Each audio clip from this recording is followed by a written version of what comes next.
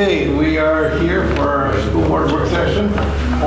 All members are present. We have one student member present, one student member absent. Students at the track. Okay, well, good place for them to be. Yep. And we're ready. All right. So we'll start with communications. Should we just go for it? Yeah, I think David's going to go first. Communications with David. Just so the board's aware too, Max is out running the track meet, so he will not be coming to visit with you. And then Donnie had an emergency that he needed to take care of, so he will not be there either. I thought you meant running the track meet. I was like, what? Do you have to do that? Maybe. Probably somewhat. Welcome. All right. Well, I was just at the baseball game in Regal, and normally I would be disappointed to have to come to a board meeting, but it was so cold out there. One question. We were out 8-3 in the fourth. Okay. All right. So, but it is cold out there. A lot of protection.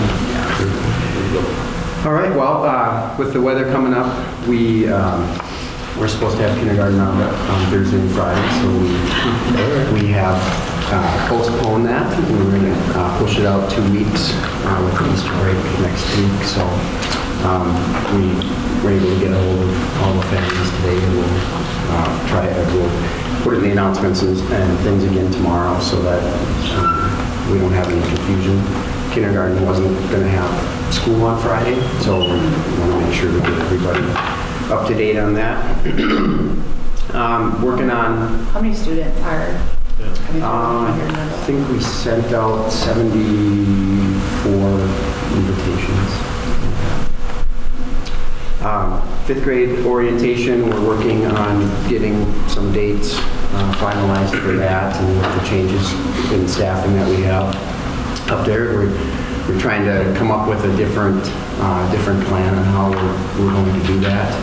One thing that will be different this year is Garrick and Jonah will be meeting with fifth graders to give a presentation about the one-to-one Chromebooks next year, and we're going to try to take care of the parent information and the insurance before school is out, so that we're not dealing with it so much in the fall. So that'll be a little different. Yes? They won't actually be issued Chromebooks over the summer though? No, in the fall.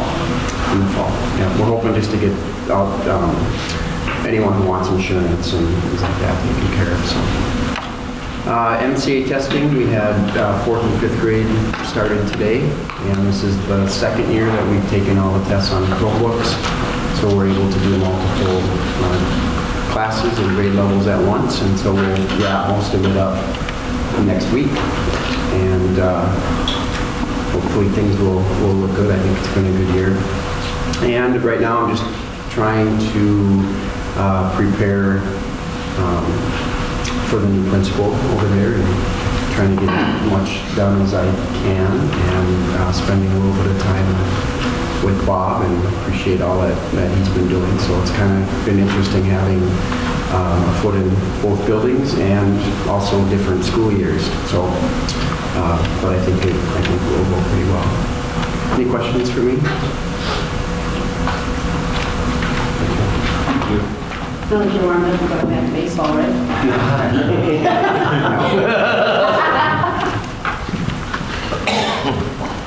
Evening, Bob.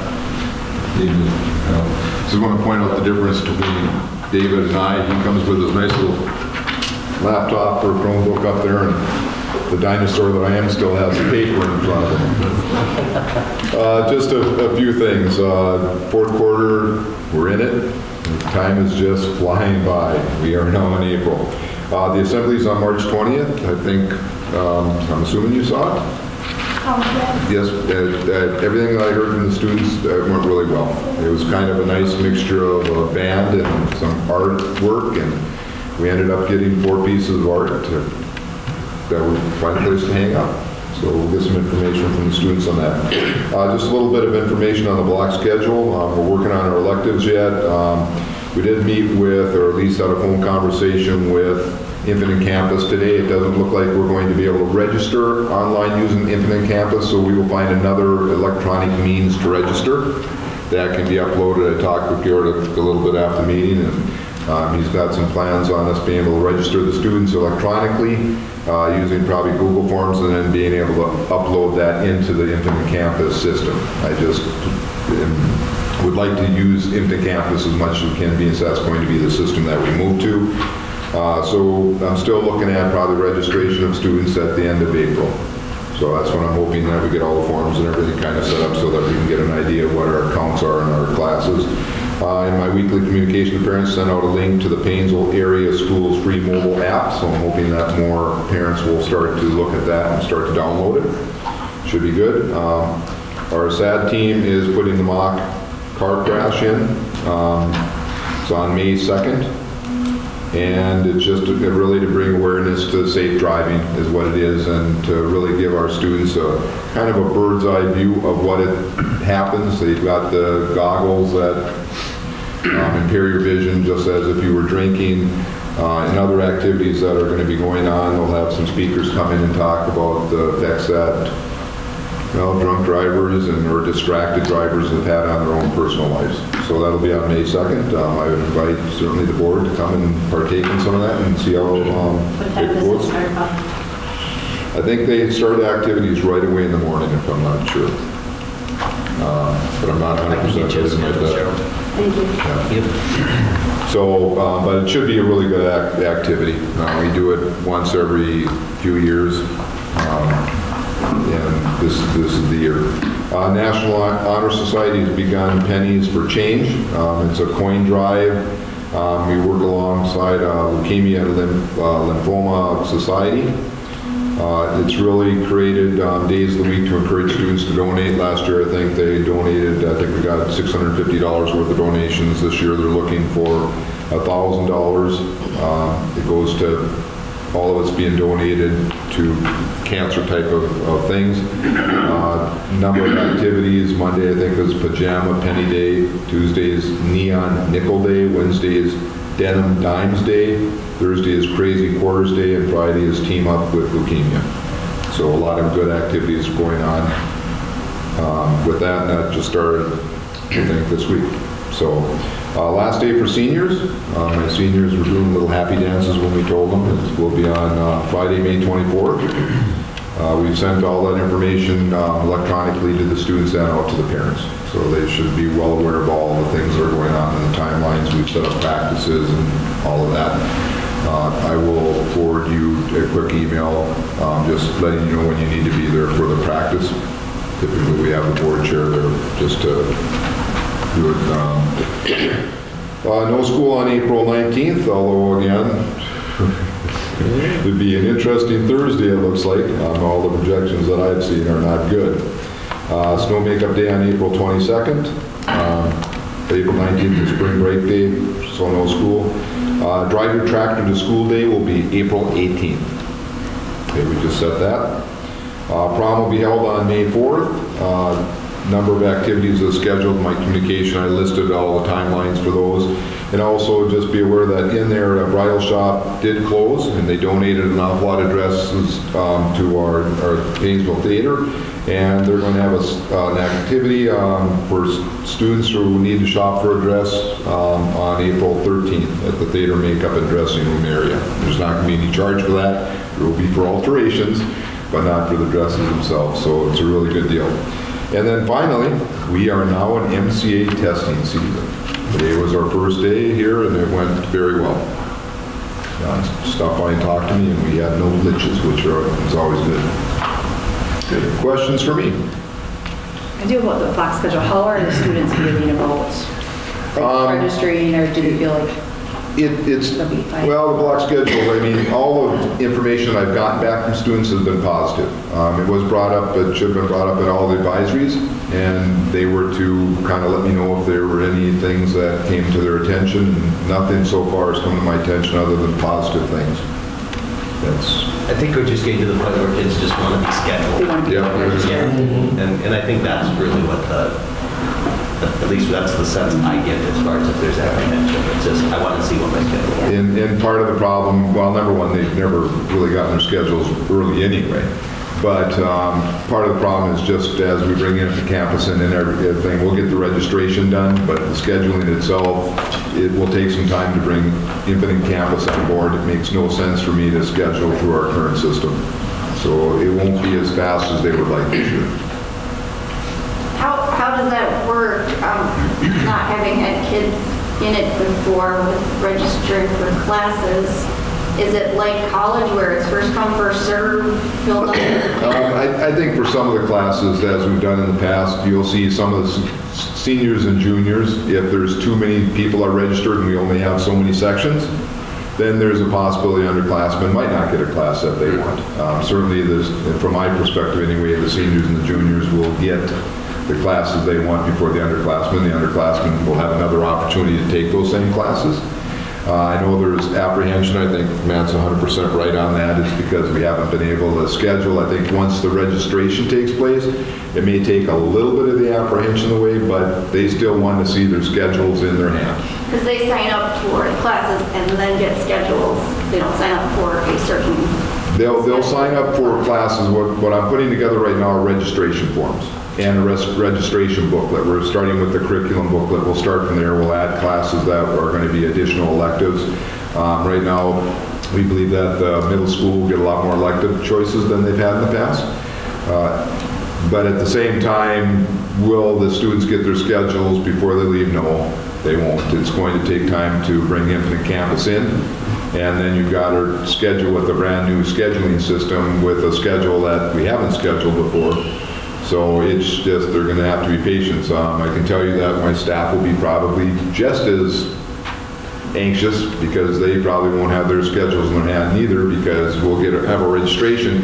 We'll start to have a pretty good idea once we see what the numbers are, but until you start to put them into the scheduler and actually start scheduling, it's a little difficult to even set their schedules on what it would look like. Do you have an approximate number of how many new electives will be offered at all? Ask me at the next meeting.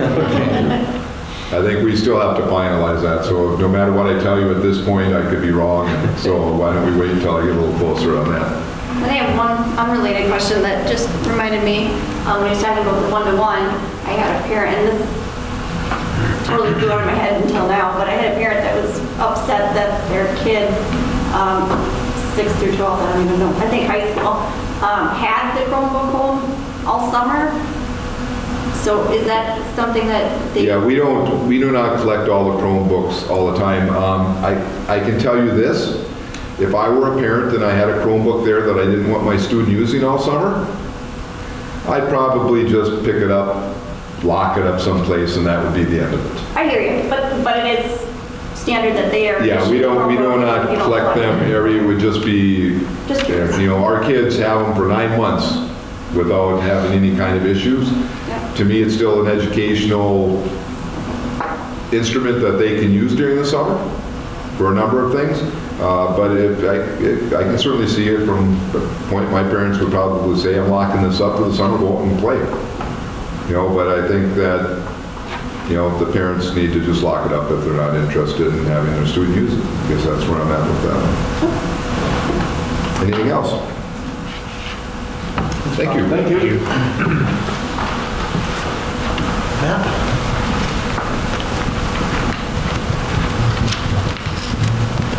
Good evening. Long time no see. Yeah. A tour? Yeah, Jacob in the wrestling room. Yeah. The infamous wrestling room. So, general community ed report, finalizing our summer brochure as we speak, so it should be out to our residents the third week in April and probably online next week. Plenty of new activities. One thing you'll see in there, a change is preschool next year. We have such a high demand for 4-year-old preschool, and we're limited on space that we ended up having to change our 3-year-old preschool to an evening 1 day a week offering and we're going to add 2 and 3-year-olds because we need 4 sections of preschool, which is a good problem to have. It does displace the 3-year-old preschool. The current 3-year-old preschool was 2 days a week in the morning. So now we're going to do 1 day a week, 3 different sections or sessions throughout the year, and we are getting quite a few people that were signed up for that are signing up for the evening one. So it isn't the same program, but our priority as a district is to make sure we reach every 4-year-old that we can. So if you have any questions or things that come up on that. I do, but you want to go at the end, or? I would say, I was having a 3-year-old, and so many of the people I speak with have 3-year-olds going to the preschool, and it's, I would say, it's a hot topic amongst my age of parents. Have you reached out and looked into other community spaces yet, as far as churches or U-Zone, or to see if you can find other facility space? Because my concern as a parent of a 3-year-old is I'm looking at, the excitement of having my daughter go through the same type of preschool my son did. But now the 1 day a week between 2 and 3-year-olds is just such a drastic change, having to be present there as well for the structure of the class just doesn't fit our family lifestyle. Sure. My 3-year-old does eat between the hours of 5 and 7, so what is my 3-year-old going to do for dinner between 5 and 7 on that day a week? How is that going to work? So we're looking at the possibility of we not doing that for the year or doing it for one section or another. Right. But again, have you looked at other spaces in this community yet for that? Have you communicated with anybody else to look to see if we can do that? We haven't looked at other spaces, and the reason being, if we were going to have a daytime program, we really want it in our building, and many of the parents that did it were only able to do it because we offered the plus program to make it for the whole day. But the 3-year-olds have 3-year-old plus? Yeah. 3-year-old plus too? Yeah. So for those 2 days. Yeah, for those 2 days a week. So Is this a 1-year glitch because of that huge group, or? We wouldn't know until next year. We don't know. One thing I can say about the 3-year-old preschool is highly subsidized also, because it's such a small class teacher to student ratio. So it was utilizing a lot of resources for 3s that, say for example, when we use the Pathway 2 scholarships, when we utilize that does take away from the 4-year-old program too. But the number one thing is space and the staffing that we have. I just curious, the Lutheran Church, Paynesville Lutheran Church used to do preschool for years, ahead of the public school kind of moving into that realm. Are there opportunities to collectively work with a local parish that's got the educational space, or got a space to do that, and get possibly additional resources that could be provided towards that for families,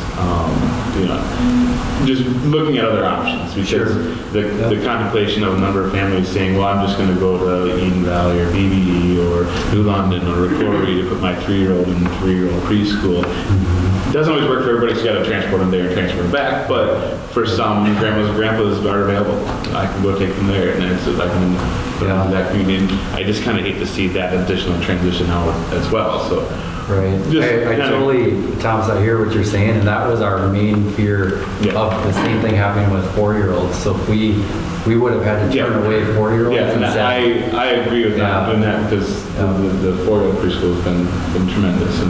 But just thinking if there's other options to explore in the community that maybe have additional resources that could, work alongside the community. Sure. Yeah. Especially when say we look at the U-Zone, the Methodist Church, or the Lutheran Church itself, that have possibly additional resources to provide towards that for the community as well as. Is there any talk of the Lutheran Church offering that again on their own? I don't know. My wife's in the Youth Family Board of the Lutheran Church, but I know it's been a conversation, but I don't know how in depth they're going, because obviously it's a lot to take on themselves too. They have to find the staff and they have to find additional resources. But if the combined effort, maybe you could. We've got the space and we've got the staff. We've got certain financial resources available through here. We've got certain financial resources through here. Maybe you can, it'd be an option anyway. Yeah. I know a lot of parishes and a lot of different areas have that. Yeah, we were open to any conversation. I'm not sure how that model would The problem with that would be, if they were to do it, they wouldn't want to do it 1 year Correct. They want to continue, and the reason they had to stop originally was because they were losing kids. And Yeah, with the opening of Miss Heidi's, Right, you know, and other things, yeah, they were losing kids and other things, but is it a possibility that our 4-year-old's going to drop down next year? I don't think so. I think the trend of parents is to early enroll your children in education as much as early as possible. I think that's such a, you know, 4 years ago, parents said, well, I don't need to spend my time and extra money on preschool, and now it's that competition. Everybody else is doing it, and our 4-year-old preschool might outgrow our current space. Yeah. As a possibility. Yeah, and it was a tough decision to make the move that we did because we run a fully inclusive program too with special ed too. So that's why, and now we're going to do some inclusion with our 4s and 3s in there and staffing and things. So we're very open to any conversation on how the exact model will work. I'm not sure, but certainly. Yeah, it wasn't something we No, did like certainly. this. I don't think anybody is, you know, saying, no, they're just taking this way because of this, but it's just that kind of all of a sudden that rug gets pulled out of, you know, and the schedule in 5:15 is just a difficult schedule for somebody who works till 5 o'clock out of town. And now I can't get my child to preschool. And the eating, like you said, and you know, that's totally. It's a difficult situation. Yeah. I understand. Yeah, we wanted to at least have something, you know, for those, but I totally get what you're saying. The other question I heard was doing with special ed, are we required to do something for 3-year-olds? My understanding is we're still doing what we're required to do. Oh, for sure. Yeah. I mean, there were some people thought, oh, you mean we're just dropping everything, but we're not. Absolutely not. Maybe that word gets out there. Yeah. And facility-wise too, instead of just like taking a corner of the elementary school and saying this could be our 3-year-old, we don't want to do a program without a bathroom in the room. Correct. So there's more, especially when we're dealing with 3-year-olds, we want it to be a fantastic experience. So yeah, but yeah, definitely open to any conversation there. We hated to already have it offered and then have to pull it, but at least we did it now instead of August or, you know, so, and now our goal is to reach. It has opened up some slots for 4-year-olds, and we really want to reach out to the underserved, the ones that aren't going to usually sign up, and get them for those Pathway 2 scholarship dollars. So, great. Thank you. Yeah. Fitness center numbers are strong, but we continue to lose community members due to the higher than usual student usage. So that's that balancing act. I mean, it's just the nature of a mixed use facility. So we've never had as high student usage. But that's great, and we try to communicate it, but we are losing members because of that. But that's how it works out. So Is that the feedback that they're just providing? Yep, some of them. Yeah. So a bigger fitness space would assist. That would be helpful. Yeah. Are you saying you're losing members because there's too many students using it at the time? At the times that they would prefer to use it, and we've never had so many students using. I mean, it's bursting at the seams, which It's different going in there in the morning when there's nobody there, you work out on your own, and a lot of people want to do that, especially older people don't want to be in there when there's a bunch of hormonal kids running around. And loud music, and you know, when you get 30 kids in there, or 40. it's hard to do anything. And that's my concern about as we move on.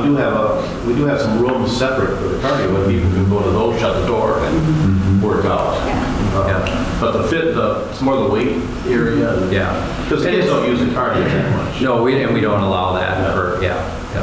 But I mean, there's some intimidation factor. But I mean, that's been since we've been open for 18 years. There's always a balancing act. So it's not like we're blaming any group. But I just want the board to realize, you know, revenue's a little bit down, but we're still fine. We still continue to get new memberships. It's just the nature of running a mixed facility. That's all. So, and it's one of those I can't really keep either group totally happy. So. Do you have it posted at the fitness center what high usage time? Yes, we post all hours for FIAD classes and usage for our athletics, and then we put that on our website too for our members. So. BNC TV news update.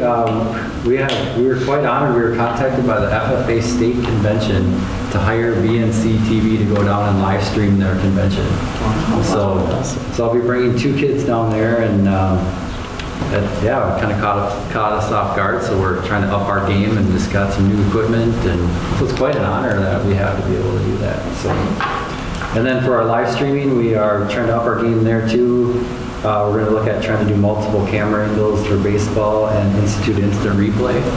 So it's kind of exciting, and when we transition that, if that's the way it works, to give it to a class next year, hopefully we can leave them in kind of some processes and some good hands to move forward. So. Are they considering doing it for softball too, or just baseball? We're going to try to do a game, I think, this year. My main team member, he's in track too, so it's going to just depend on availability. We did one softball game last year. It's a little harder to set up out there as far as like with Wi-Fi and stuff. But, yeah. And then a talent showcase report last Sunday, or this past Sunday, we raised $2,000. And in the 14 years we've done it, we've raised $34,743, which all of that has gone back into the auditorium, repairs, equipment, and our programming for the auditorium. So it was a fun afternoon. We had a tribute to Cheryl Colbert, who passed away, and Jacob and Sophie did the MC, so we had students MC the program. We did live stream it, and it is on our YouTube channel if you missed it. So there were some pretty good acts, and we had our second year of having, or maybe third, of art in the hallway too, community art and stuff. So it's a little longer than I planned on taking, but any questions you guys have for me? I had some, we went to the middle school play. Yeah. It was fantastic. It was very good. And some people asking if we could have had it recorded. I think a lot of times the contracts that we sign for those copyrights and those. Okay. Yeah. That was the answer. Usually they can sometimes record it to show the participants, the cast, but you can't live stream or broadcast. Broadcast. Okay, Actually, you can't broadcast if you want to pay an additional. Yeah, a year or whatever. Yeah, they're going to ask you what your audience is, and for us, it really could be a big audience, even though we may only have 100 hits on it or something. Yeah. Okay, no, that's. But we are doing band concerts now and choir concerts, and we have the equipment set up literally where they can just hit stream and go from there. Oh, you missed the play. It was very good. Hilarious. It was. The audience was in tears. Good turnout this year too for the show. Excellent. So, yeah. Any other questions? Okay, thank you. Thanks, Matt. All right. Next, we've got some people coming out. So I'll get out of your way. Yeah, thank you. Hi, everyone. Hello. As a reminder, my name is Kevin McCauley, and I've got a couple of new faces with me this evening. Two gentlemen wearing glasses. They don't both have glasses. They do have glasses. Shows the eye. The darker glasses is Perry Schmidt. He's one of our principals. The reason he's here tonight is he's particularly good at funding, Department of Education, funding mechanisms and that sort of thing. So he'll assist as I get into that subject matter. And then the other gentleman sitting next to him, Brett Hazen, is one of our engineering team members, and he's going to kind of walk us through a little bit more of the assessment information. I shared some preliminary information last time. He's going to go a little bit deeper. There's going to be some things redundant, so if you have a great memory, you're going to see some things that you've seen, but there's some new information stitched in there, and it just flows a little bit better if we kind of tell a story like that. You know, so Matt invited us, thank you, Superintendent Bullard, to come and provide an update. Again, if you recall, a parallel path. I know that there's a building space initiative, but there's also a little bit of what I will call an assessment of the existing facilities. So we'll provide an update on those assessments as it relates to the existing facilities, the facility infrastructure. We're going to present to you for the first time what we call ROM, or rough order of magnitude costs, and some funding scenarios as well. One of the things that we were challenged to do is, obviously we know that we can bring any proposal to the community and see if they'll support it, but there are some other arrows in your quiver that I'll introduce to you tonight as it relates to facility infrastructure, things that you can consider. So I'll talk through some of those. And then I'm going to talk a little bit about retiring debt and timing considerations. Perry's going to team with me here. It's just that we'll have a little bit of a strategy discussion with you and put some ideas in your minds about some possibilities as it relates to the debt that you're about to retire. And then we'll make ourselves available for next steps. So that's kind of our agenda for today. Again, as I mentioned before, we're in a bit of a parallel path. We've got, again, some of the space needs, in particular the CTE and field house. And now, just as an update, as you know, we're in the midst of a survey of the community. I believe those surveys will hit the mailboxes soon. Yeah, hopefully next week. Thank you. Yep. And then so kind of the process there is that perhaps the board will review those survey results. I want to say it was May 14th. I have those dates in here. And then you'll consider the information provided to you, the feedback provided to you by the community.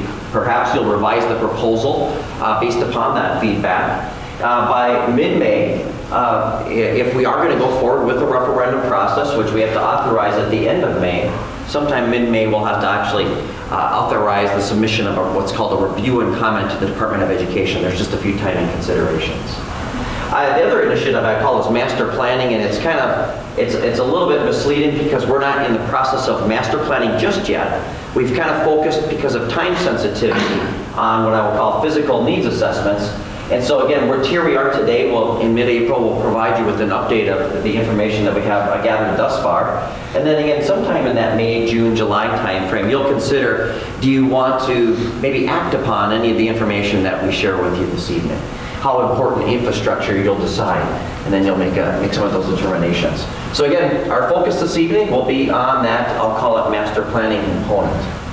So I'm going to invite Mr. Hazen up, Brett Hazen, to kind of walk us through some of the assessments that our technical team has been uncovering. Yes, thank you for the opportunity to share our findings on the physical needs assessment.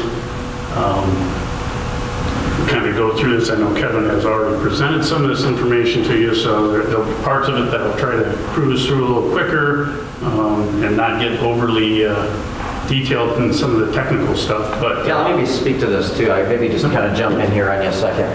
So again, if I were to talk about true master planning, it would first start with working with your administrative team, other stakeholders, and so forth on the visioning as it relates to the district. And then what we do is we as professionals go away and we do some assessment. And if you click it one more time, Brett, that assessment is typically broken into 3 areas. And we'll call them physical needs, the needs of the facilities as they're currently configured, education needs. You know, you've already done some of that with the CTE and some of the other space programming as well. So 21st century education, other space and educational needs, and then functional needs. And sometimes I call these community or activities needs. And so again, some of that work has been done in parallel with us. So our discussion this evening, and again, sorry to jump in on you, is going to focus again on those physical needs. Yes, physical needs. So, you know, to quickly give you a brief overview of our process for this physical needs assessment, the first step that we do is we look at the age of the facilities and the components of the facilities, and then you're all aware of the different additions at the high school, middle school, and at the elementary school. A lot of additions over the years.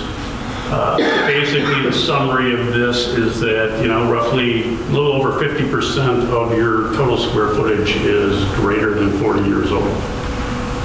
That's kind of the takeaway that I see from this. The next step that we take in our process is to look at the equipment, the infrastructure, or assets, if you will, of the facilities, look at the age of that equipment, and then compare the age of that equipment to its life expectancy. And that life expectancy is established by ASHRAE. ASHRAE is a global society of industry professionals that engineers, if you will, but they basically create standards and develop standards and guidelines on design and construction of HVAC systems. So again, you've probably seen these charts that Kevin, I think, may have presented before. This is the average life expectancy. You can see at the bottom all the different types of infrastructure assets that we evaluated. And these are the associated life expectancies based on ASHRAE's average lifetime. Now with the blue, you see the actual age of the equipment. And this is particular to high school and middle school. At the far left, you can see it includes the older boiler, the 1968 boiler. There's obviously a newer boiler from 2006. There is some older air handling equipment from the 1968 edition. There's also the steam system, the steam condensate system from the original construction in 1968. As you go across, there are some equipment, some systems that are newer and have some expected life left. Down towards the far right, some of the things that we identified, such as carpeting, different types of flooring that have exceeded their expected life. That's all built into our overall physical needs assessment. And this kind of highlights, those key items I was talking about that have kind of exceeded or far exceeded their life expectancies. Elementary school. Go ahead. Yep. So you start off by talking about the age of all our buildings, and then we're here on age. I'm not sure I'm getting the association of age. To me, age doesn't necessarily mean anything. It's what it's doing for us. Correct. Right? And that's part of So, but we look at potentially our new project that we've talked about, and everybody's talking about building a 50-year plus building. Right. That says to me, 50 years from now, if we build a brand new building, we're going to go through the same thing. It's all going to look old and antiquated. Right? Correct. Correct. So what's that relationship? Well, and that'll be part, we'll get more into this as I go through and go through our process, but you're right on. I mean, hopefully I can tie this all together for you as we get deeper into it, but this is kind of just trying to explain how we go through this process of evaluating the assets and what the value of those assets is and the life expectancy and so forth. This is just a highlight of the elementary. As you can see, I think there's some systems there. There's a greater number of infrastructure or assets that have exceeded their life, partly because of the original age of some of that facility is older, and it still has. It has older boilers, steam boilers, has an older distribution system, steam throughout. There's been a lot of newer additions to the high school and middle school here, so this is probably showing a little bit more red. The next step in our process is to then take the age, the components of the different systems, and we have what we call an asset condition assessment worksheet. And it's similar to like when you bring your car in for an oil change, and the mechanic says, well, I looked at the brakes, I looked at the brake pads, I looked at the tire tread depth and the tire pressure and the fluid levels. We do a similar thing for all the equipment. We look at the components of that equipment. For example, in the air handling unit, we'll look at the fan, we'll look at the motor, we'll look at the belt, we'll look at the coils, the heating and cooling coils, we'll look at the air filters, we look at the controls. Okay, and for each of those components in the list, we basically evaluate a criteria here, one of these 5 criteria, and assign it to each of those components. Okay, which then we end up with an overall asset condition for each of the systems. Combining all those component evaluations into one, for instance, for a boiler or for air handling units. On top of that, we then also look at the remaining life of the equipment based on life expectancy, and we will adjust the overall rating for that particular asset based on remaining life. And again, you've seen a lot of this already, but this is kind of how we got to that point.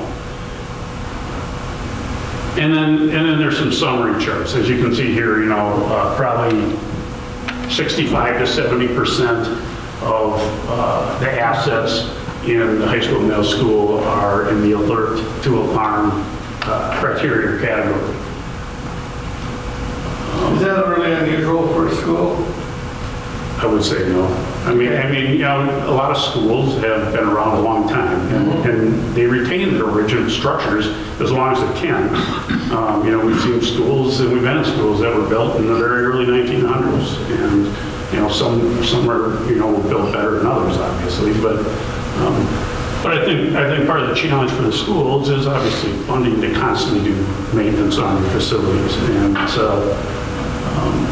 And I did include some photos of some of the systems just so that you can visually see. I don't know if any of you have had an opportunity to go down in the boiler room, but you know, these are the boilers at the elementary school. Right now, one of the 2 boilers is non-operational because of some failed tubes inside the boiler, and I won't get deep in the technical side of it, but basically they've gone all winter running on one boiler, and if that one boiler would have failed, you probably would have had to shut down the school for some time.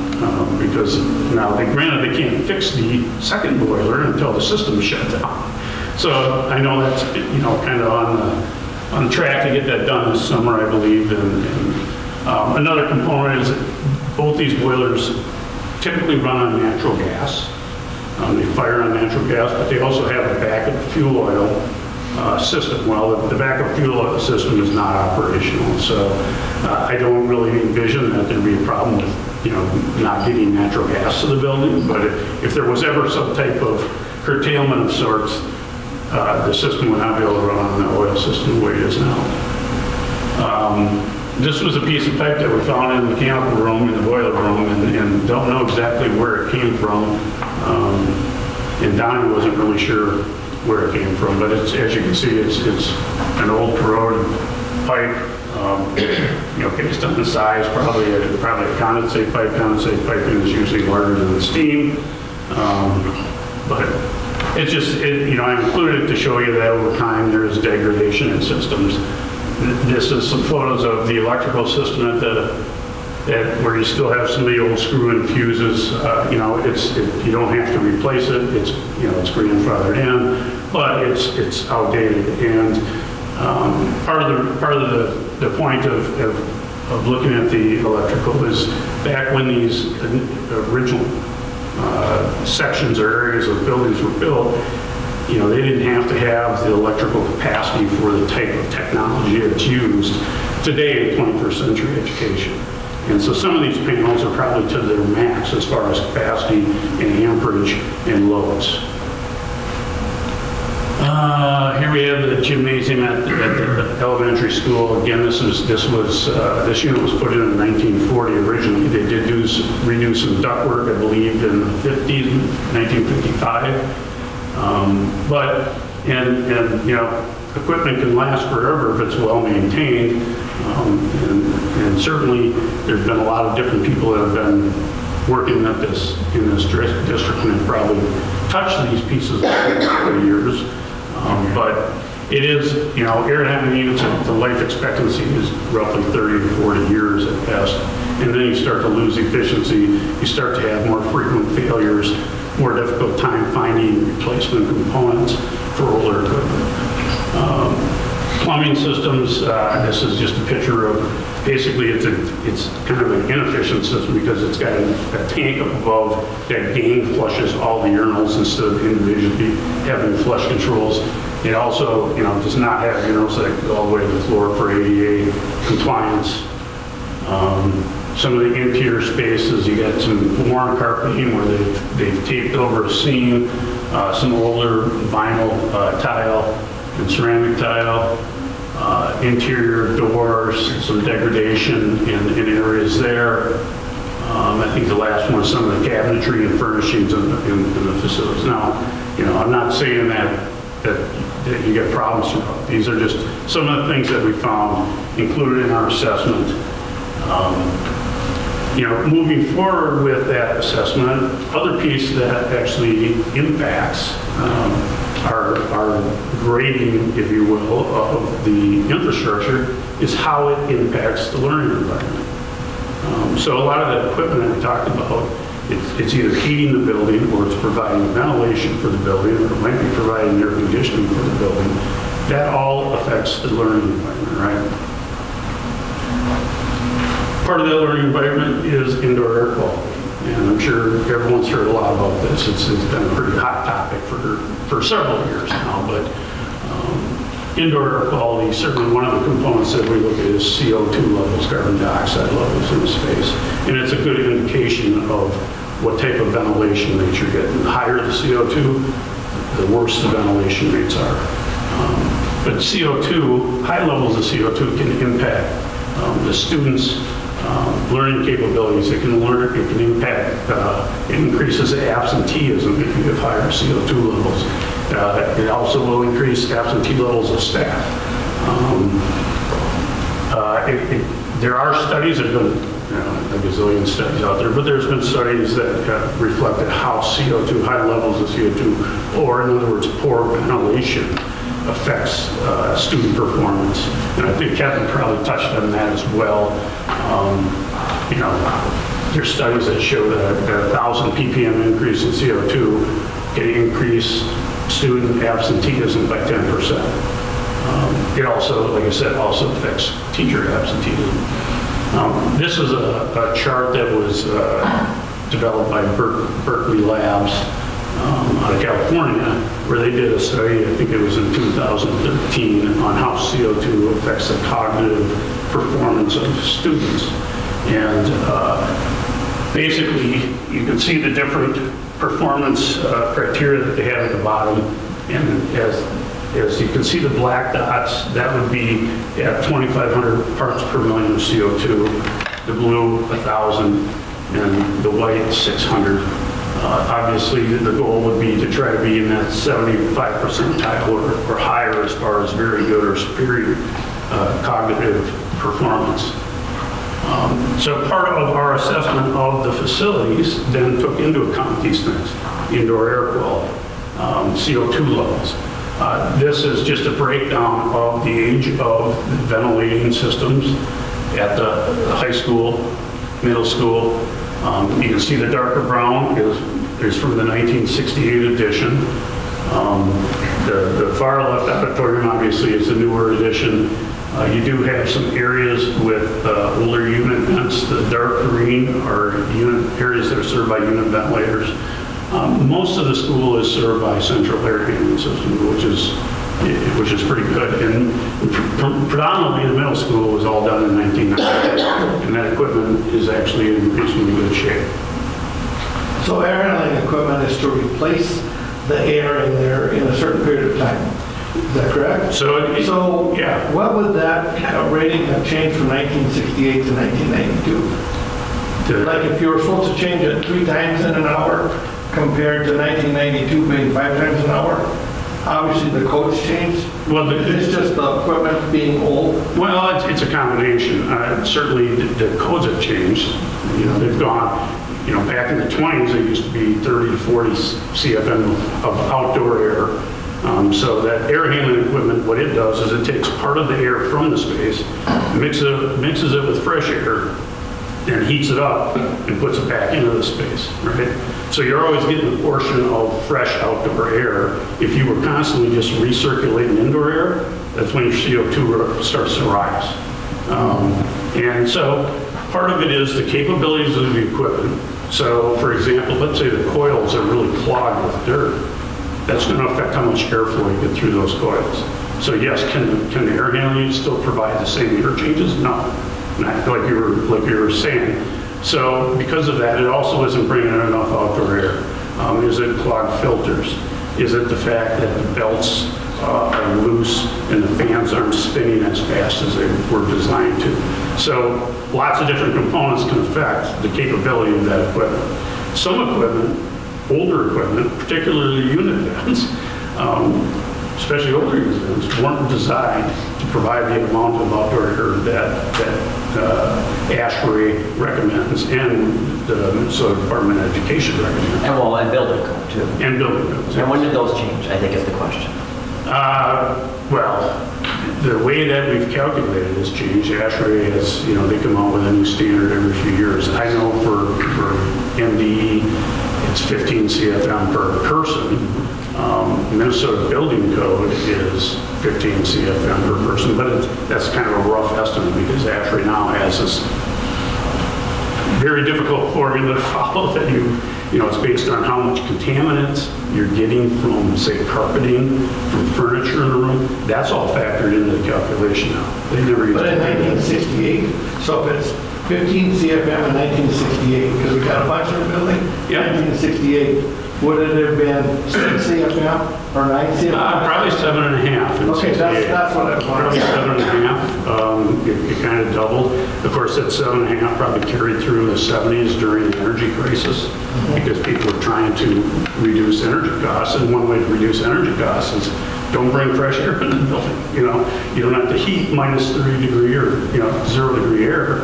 So they save money. But I think part of that energy crisis era brought to the attention some of the sick building type things that I've talked about a lot more now is because they were trying to conserve focus so much. They weren't providing Sick building, right? Yeah. And then the code actually changed in 1996. So any of those units that were installed prior to 1996 were probably designed for a different level of indoor ventilation or outdoor ventilation on the indoor spaces. So that's kind of the key factor. So if you've got equipment older than that, it's possible, likely, in fact, that you don't have enough outside air in those areas. This is just a photo of the units that serve basically most of the high school classrooms. This is a dual duct system, as you can see down here. They call it a dual duct system, and this is a little background on this. It's an original 1968 dual duct systems. Rarely do you see those designed anymore. They're inherently inefficient because one duct is always pushing warm air through. The other duct is always pushing cold air through it. So the fan is blowing cold air in one duct, warm air in another duct, which is, you know, you take outside air, you either heat it or you cool it. And then you bring it, you push it through the system to, say, a room like this, and then they have mixing boxes that actually use dampers to mix that air to get the temperature you have set in this room. So you are constantly heating or cooling air. It's kind of an outdated design. I have not seen a new system designed that way. I've seen a lot of these in places. You know, they haven't, and you know, you can do the best you can with it, but it is an inherently inefficient system. Just to a point, you know, older motor on the unit still.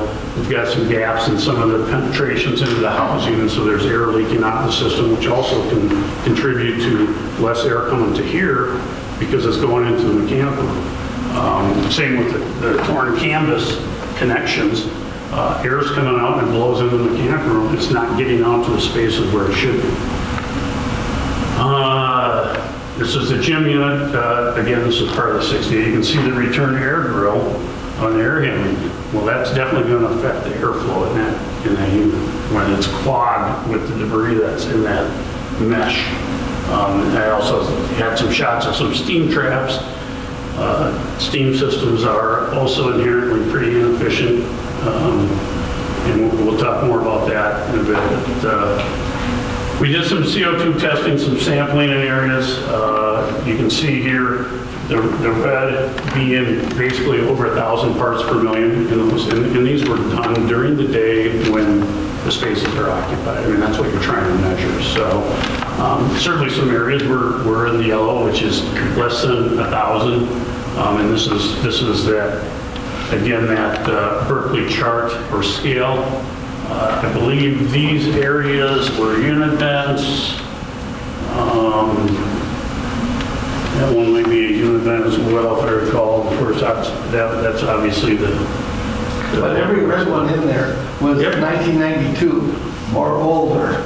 Am I reading that right? Pretty much, We have the 1968 building, we have the 1992, but I go to the auditorium. Yeah. That's yellow, and that was a 2000. Right, and So that might have new air handlers. That's kind of what I'm saying. The air handling equipment is up to code. Yep, office area has a newer rooftop unit, so, yeah. Yep.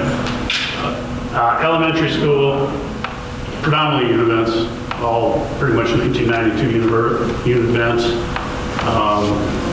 There is one unit that serves a cafeteria that is inoperable, hasn't been operated for years. In fact, a new drop ceiling was put in place, and the ductwork was never actually extended down. And so the unit just sits there The heating coil is still active. No airflow through it. Older unit, again, like I mentioned in 1940, here was some of the CO2 measurements at the elementary school. And I know it's hard to see these numbers, but it ranges from, the best being 688 to 1,970 parts per million in this classroom. So all that red, the east wing and west wing are all 1992 unit vents, steam unit vents. So those unit vents are really small. Where is the air coming from? Is that coming from an air handler somewhere in those rooms? Actually, it's coming from the unit. The small unit on the wall, that's where the air is coming from. Exactly. The whole works is coming from. So it takes return air at the floor level. Gotcha. And it's got a little damper on the outside. Yep, you see them on the outside. Yep, and it But brings that is it supposed to handle those rooms, and you found all of those red. Yep, and those are all that was between 11 and noon. Not all of these rooms had full occupancy. Some of those rooms might only have 6 people in it. It was still in that level of CO2. So, and then we wanted to see how the CO2 levels would come during the non-occupied period.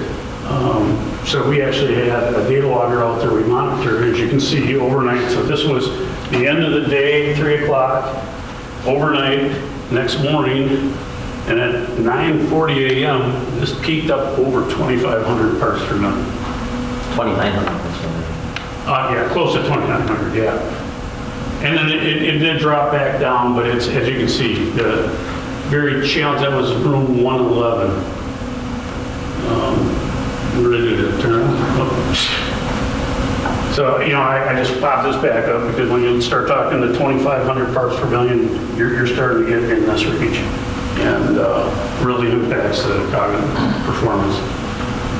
Temperature and humidity, I'm sure you all understand that, but certainly we did take some, I think it was last week maybe, the guys walked around, took some temperature readings in the classrooms. It was a fairly mild day, but probably 40 degrees, 43 degrees outside. And as you can see, all these rooms that are overheating, up in the 76 degree range, and then all the windows that are open because it's too hot in there. That's another byproduct of the poor ventilation. If you are constantly returning the same air, it's just going to keep getting warmer and warmer and warmer. And this goes to controls as well. Part of the problem is controls. Here's room 157. That's all for what? 4 or 5 days that thing never got below 75 to 90 degrees, and it's hard to tell, but there's an open window down there, which I can understand. So 90 degrees. Yeah. This is just a picture of the cafeteria heating coil. So we took an infrared gun. You can see the temperature of the coil, 216 degrees up in the upper left, and it's just sitting in the unit up in the ceiling. And so that heat, that heat is right above the staff lounge. And so the staff lounge, I guess there's complaints all the time about how hot it is because you have this hot coil sitting there all the time. Just some more infrared pictures. Again, this is that dual duct. You can see the top duct. The hot duct is at 97 degrees, and then you get your cool duct. Well, that's being pumped through that whole section of the building, and then it mixes the air out, in a box above the ceiling. Acoustics. You can probably skip this one. Okay. And then operating costs. Certainly we found some opportunities for energy optimization. A lot of this has to do with controls. Here we have units that were scheduled. You can see where the schedule is from, 7 a.m. to 5 p.m. But when we data log the unit was darn near running 24/7. So it's a controls issue. One that Donnie might not be able to find very easily if if we had a data log and found it ourselves, because it looks like it should be running from 5 to 7 or 7 to 5. So there's other control strategies, opportunities that can be done to reduce some of the operating costs. This is things like again, more efficient motors, getting rid of old pneumatic controls, which are air operated controls. Everything's pretty much a digital control nowadays, so you can monitor with your computers. Here's just another picture of, looking at some of the outputs of the control system that, to us are way off. There's calibration issues. So that's my piece of it. You got any questions? Yeah, I know. Put them all to sleep. That gets to be pretty technical, and again, it's just that our team has been away, and we've looked at a variety of factors, asset condition, again, age-driven asset condition. Some of that infrastructure, although well-maintained, is starting to show its life and starting to show its age. And then again, as we assessed, a good chunk of the elementary school and a good portion of high school is what we would call an alert and alarm condition, meaning that it should be on your radar. At some point, start to take a look at infrastructure. When is really a board-based decision? Really what I'm going to talk now is about a little bit about the costs associated with all that. So what we've done is we've kind of gone away and we said, okay, what are some of the solutions to some of the challenges that Brett identified? And so we're going to talk a little bit about funding what I call revitalization. It's taking an older facility asset. Those buildings have some good bones. They don't build them like that anymore. You kind of alluded to the fact that maybe when we build this new section, if we build this new section, we're building for 50-year life expectancy. These buildings were invested in. These buildings were built for probably a longer life expectancy than we currently build buildings now at some of the materials that we're using. So there's an opportunity, if you will, to work on revitalization. I'm just going to show a few images, and we've worked at about 100 districts. The vast majority of it is revitalization of existing buildings. And while we do build new buildings, we love to work on the old ones. This one's just out in southwest Minnesota, Renville County West. And I chose it for a specific reason, and you'll see why when I get to the boilers, because they look kind of like your boilers.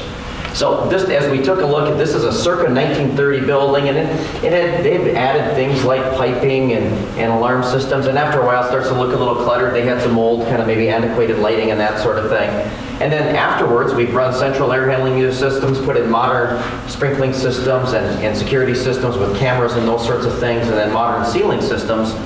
And I would assert that as you look at these spaces, this isn't Photoshop, maybe a standard classroom, you wouldn't know that you were in a 1930s building. And so that revitalization is a viable option. And oftentimes it is for dimes on the dollar when compared with new construction.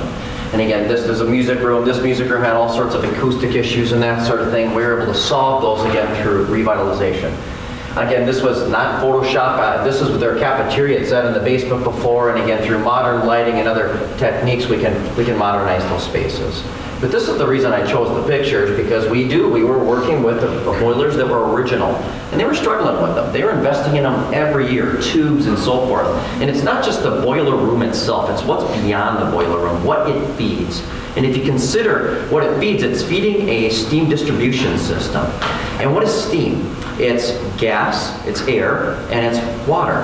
And you mix that with metal, and what happens? Corrosion happens. So what we do is we put an inhibitor into the water itself, when we make it steam, and it's supposed to stop the steam. Now, if you've had perfect chemical treatment over the life of the building, you can oftentimes avoid corrosion. We found a pipe in your boiler room that was corroded. Someplace along the way, someone had to cut that thing out. Maybe it was in the boiler itself, maybe it was on the steam distribution system. I have not encountered a school that's had perfect chemical treatment over time. So the corrosion occurs. And so this is what we can do to the boiler room, but one of the reasons you keep feeding money into those old boilers and you keep fighting them is that the system that it feeds is corroded. And so when it brings back those corroded materials, it ends up in the boiler. And so oftentimes you're going to find in your condensate pumps, in your boilers, is where you're going to see the evidence of what's happening out there. Could we identify where in the building that problem is? No. Because I would literally have to take x-rays of every piece of pipe all along the way, because we don't know where all of that debris, all that corrosion is going to accumulate. At some point, it would be finding a needle in a haystack. And so that's why eventually this was a conversion of a steam system into a hot water system, which then alleviates a lot of the temperature issues. Remember, Brett talked a little, there was a room that we data-logged that never got below in the 90s. It's not that warm out yet, okay? And so that part of that is the steam that you're feeding into those spaces. And so that's a little bit about building revitalization. Shouldn't you argue, though, boilers in almost every school that I've ever went into in the spring months when that temperature go up. The building temperature starts to increase due to the sun, due to the climate outside. Yeah. You're not shutting the boiler off. You're not tuning that boiler down. There's still hot water. There's still, I've been into new modern buildings and played volleyball and walked through hallways that have been hot. Yeah. It's in hot. Why? Well, because that spring temperature goes up, but our boilers can't shut down because next week it's going to be back in the 30s again. That's just a natural cause of our climate, correct? So what, in a steam boiler, to make steam, I learned it back in science classroom, it's at 212 degrees to be gas. So I need 212 degrees, I don't care if it's 20 below or 40 out there, it's 220 degrees or 212 degrees going through these spaces. Can't control it. You're right, it's cold in the morning, warm in the afternoon, so I have to leave those boilers on. And steam is particularly hard to shut off. I can't shut off a boiler. Once I shut it off, it's off for the season. I don't shut it off in the afternoon. I have to leave it operating. So what we can do is close valves and so forth, but steam is still around the building and it's radiating heat into the building. With hot water, what we do is we have a schedule. As it warms up out there, we cool down the water that we send out into the building. I can't do that with steam because water, I can control the temperature. Steam is at 212. What's the timeline to make that change?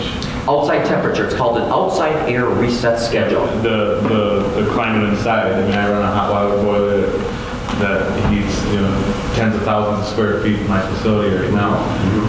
And I have to open my window. It's only 12 years old, the boiler.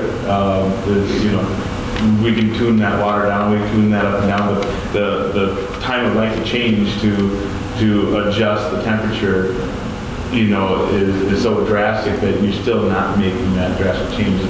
I was arguing the point that just saying we're going to take it from steam to a hot water boiler, we're going to eliminate all of It's only part of the issue. And so the other part of the issue is, well, there's two different things. I can cool it down so I won't at least radiate as much heat, right? I'm always going to have at least 120 degrees in my system. So that's still going to be some warmth out there. So the rooms that need heating, the valve opens up and it provides heating into that room. The rooms that don't need heating, maybe on the western exposures, right? Those valves will shut down. I'm going to try to bring zero heat into that space. The other part is then, now we're going to try to bring in outside air, right? Until it's over 55 degrees, it's really still considered outside cooling. Once it starts to go above 60 degrees outside, now I might need to introduce mechanical cooling, or my building is just going to start warming it. I cannot avoid it, right? Yeah. So that's the other component. But if it's 55 degrees or lower, I should be able to have a perfect temperature in my space. And if you have modern systems that have good controls, that have good, with steam it's still going to be hard, even with that, but with hot water I should be able to have a perfectly comfortable space until it's over 55 degrees and really over 60 degrees. What we're finding here is a lot of those findings were when it was 40 degrees outside and I've got 90 degrees in the space.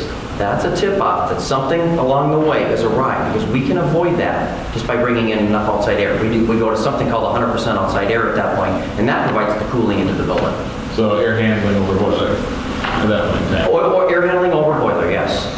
And steam is problematic. Are there facilities out there that still operate steam? I'm not advocating for you to remove steam. I'm trying to educate you, and if I'm coming off too strong against steam, I apologize. No. What I'm saying is that I grew up. My first job was in a controls company, and I tried to control steam, and it was nearly impossible. And you're trying to do it with pneumatic controls, which is even harder. Yeah, that's the reason why I put hot water boiler, steam boiler. Yes, hot water boiler is going to give you a lot of advantages, and you'll have until it's over 60 degrees, you're going to have a perfectly comfortable space regardless of outside temperature. Thank you. I maybe alluded to this before. Again, funding revitalization. What I have here is a comprehensive list of all the ways we can fund building improvements in the state of Minnesota. And again, Superintendent Bullard encouraged us to illustrate maybe what are some of those other arrows that are in your quiver. And obviously, one of the arrows that you have in your quiver is you can take something out in the form of a referendum for a school building bond, and you can ask your taxpayers for support. But what the state did, maybe in its infinite wisdom, is it also identified several other options that you could improve facilities, because sometimes they felt No taxpayer would expect you to ask the question, well, do you think we should heat the building this year? Well, of course you should heat the building. And so they put multiple measures in, several of which the board has authority over. One of which is called the long-term facility maintenance levy. And you currently use that levy, about $380,000 a year. We put on the local tax rolls. Actually a little bit less than that, I apologize, it's about $270,000 a year on the tax rolls, but it creates about $380,000 worth of revenue. And every year you spend it on things like boilers and other things that are going wrong in the building. So that's one way we can fund facility improvements. The other way is it says sometimes that's just not enough money to play catch up. So the state legislature said, I'm going to give you a couple opportunities. If you need to play catch up with your buildings, you can have some levy authority over those as well. Things like boiler systems, air handling systems, and so forth. It'll allow you to play catch up and start to get ahead of it so that this revenue, this regular revenue, is enough to maintain the buildings in their current conditions and those assets. Okay, so 3 things that I'm going to highlight here is first, something called an energy optimization. It's Minnesota Statute 123B.65. Essentially, it is approved through board approval. What it does, and I'm going to get into the detail about this later, it is just using your current expenditures and just redirecting those for capital improvement. And I'll allude to what that means in a few minutes. Then there's this, what I call LTFM regular revenue. Okay, again, it's another board approval. Currently you're using it. Currently you levy about $380 per pupil unit, per student. And there's 15 categories of eligible expenses. So you can't do all things. I can't build a new building with this, but I can fix up deterioration of existing buildings. And again, that's $384,000 of revenue, about $270,000 of local tax. The state picks up the difference. And then there's this final piece that's called LTFM large projects. It's for certain types of projects like HVAC, like life safety, like abatement of hazardous material that you can levy, have additional levy authority for those types of projects. And I'm going to talk a little bit about those a little bit more. Before I do, and we'll leave you with printed materials, so some of this will be hard to read. So you're going to have a little reading material, a few things to ponder, because what I'm going to do now is I'm going to talk kind of fast. I'm going to give you a bit of a fire hose of information. And I would, and just with that disclaimer, that we can come back and go through this at a much slower pace, but I want to get you this information so that you can start to consider it. So we've created what we call a project selection matrix, which is based upon rough order of magnitude, or ROM, as I'll use the acronym a little bit more. And first of all, as I quote budgets, they're not quotes. I'm not proposing that I'm going to come in and replace a boiler for you. We don't do that. All we do is design a boiler and oversee the implementation of the boiler. So these are our professional estimates. We are doing our best to provide you with our best guess at what that cost might be. And we're also going to provide several circumstances where I'm going to provide you with a good, better, best. There isn't one solution for everything. In fact, there are different levels of reinvestment that you can have. Now, maybe the lower cost of reinvestment might have a shorter life cycle, much like if you build a building. And maybe if I spend a little bit more, it might be a little bit less costly to operate, and it might last longer. So over the long haul, it actually might be the least expensive, but it might have been the most expensive up front. And that's what I'm referring to when I'm referring to good, better, and best. And then the other thing is I talk a little bit more about budgets and ROM. Well, I'm going to give you a number, and it's going to be all in. We did our best so that if you see a number, if you see $10,000, that means it's all inclusive of everything. How much the contractor would charge you, how much you would need for fees and permits and those sorts of things. And so that it's an all-in cost. There's no hidden agenda there. This would be the budget or less. The other thing I'll say is that how we come up with those is we use industry databases like RS Means, which they update on a quarterly basis for every region so that we're getting as current of information as we can. We also use our own experience. Last year alone, we were responsible for about $100 million of improvements in school buildings. So we're kind of comparing and triangulating with our third form is we have our professional estimators that go away and they do long form estimate on all things. And that helps us, that leads us to a cost. So it's our best effort, if you will, to give you an accurate budget. And the other thing too is I'm gonna warn you, I've got a few disclaimers tonight, okay? And one of them is you're gonna have a sticker shock tonight. But before you leave, you're gonna have an oh my moment. Okay, and I am doing my best for different levels of solutions. This is our estimate of what local contractors would charge you to put those in. So I'm not advocating for a solution. I am doing my best to give you a cost for an improvement, and that must apply. Okay, so this is what your matrix, when you get it, is going to look like. It's going to be, first of all, it's going to be broken down by the school on the left, and then why don't I just zoom in here a little bit more so we can kind of see some of these things. First of all, there's going to be these 4 columns that we call scenarios. They're illustrations.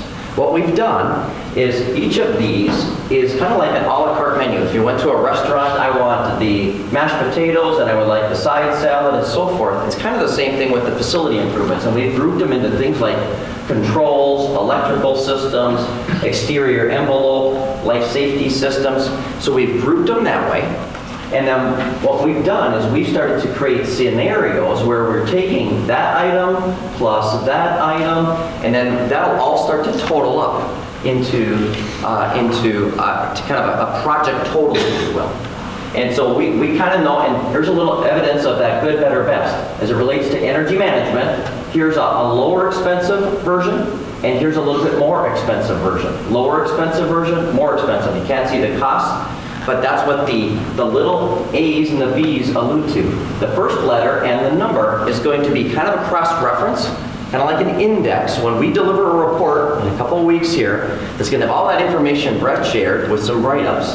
This is going to also have a paragraph of text that's going to describe what that solution looks like. What are some of the existing conditions of that system, what it's addressing, and what is this going to accomplish. These are the short name descriptors of what's going on. So again, the scenario, that's what's included in the different projects, a little cross-reference to a much larger document, and just a short name descriptor of what those are.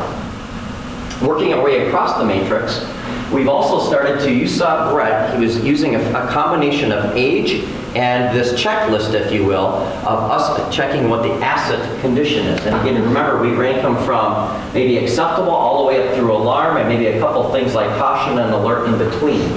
And I'm going to talk about, we've tried to do some initial preliminary prioritization for you. And just based upon our professional experience, I'll talk about how we accomplish that in just a couple seconds. Funding sources, I alluded to a couple of them already when I talked about the other arrows in your quiver. These can always, all of these we can pay through with their general fund, but we only have so many general fund dollars. All of these we can pay through by taking that proposal to the public in the form of a referendum. Some of these have other arrows that we can pull in our quiver. EO stands for Energy Optimization, Minnesota Statute 123B.65. LTFM stands for your LTFM regular revenue. It's a levy that we levy for the purposes of fixing deterioration. And I use the vernacular because this is what it used to be called, just to distinguish between the two.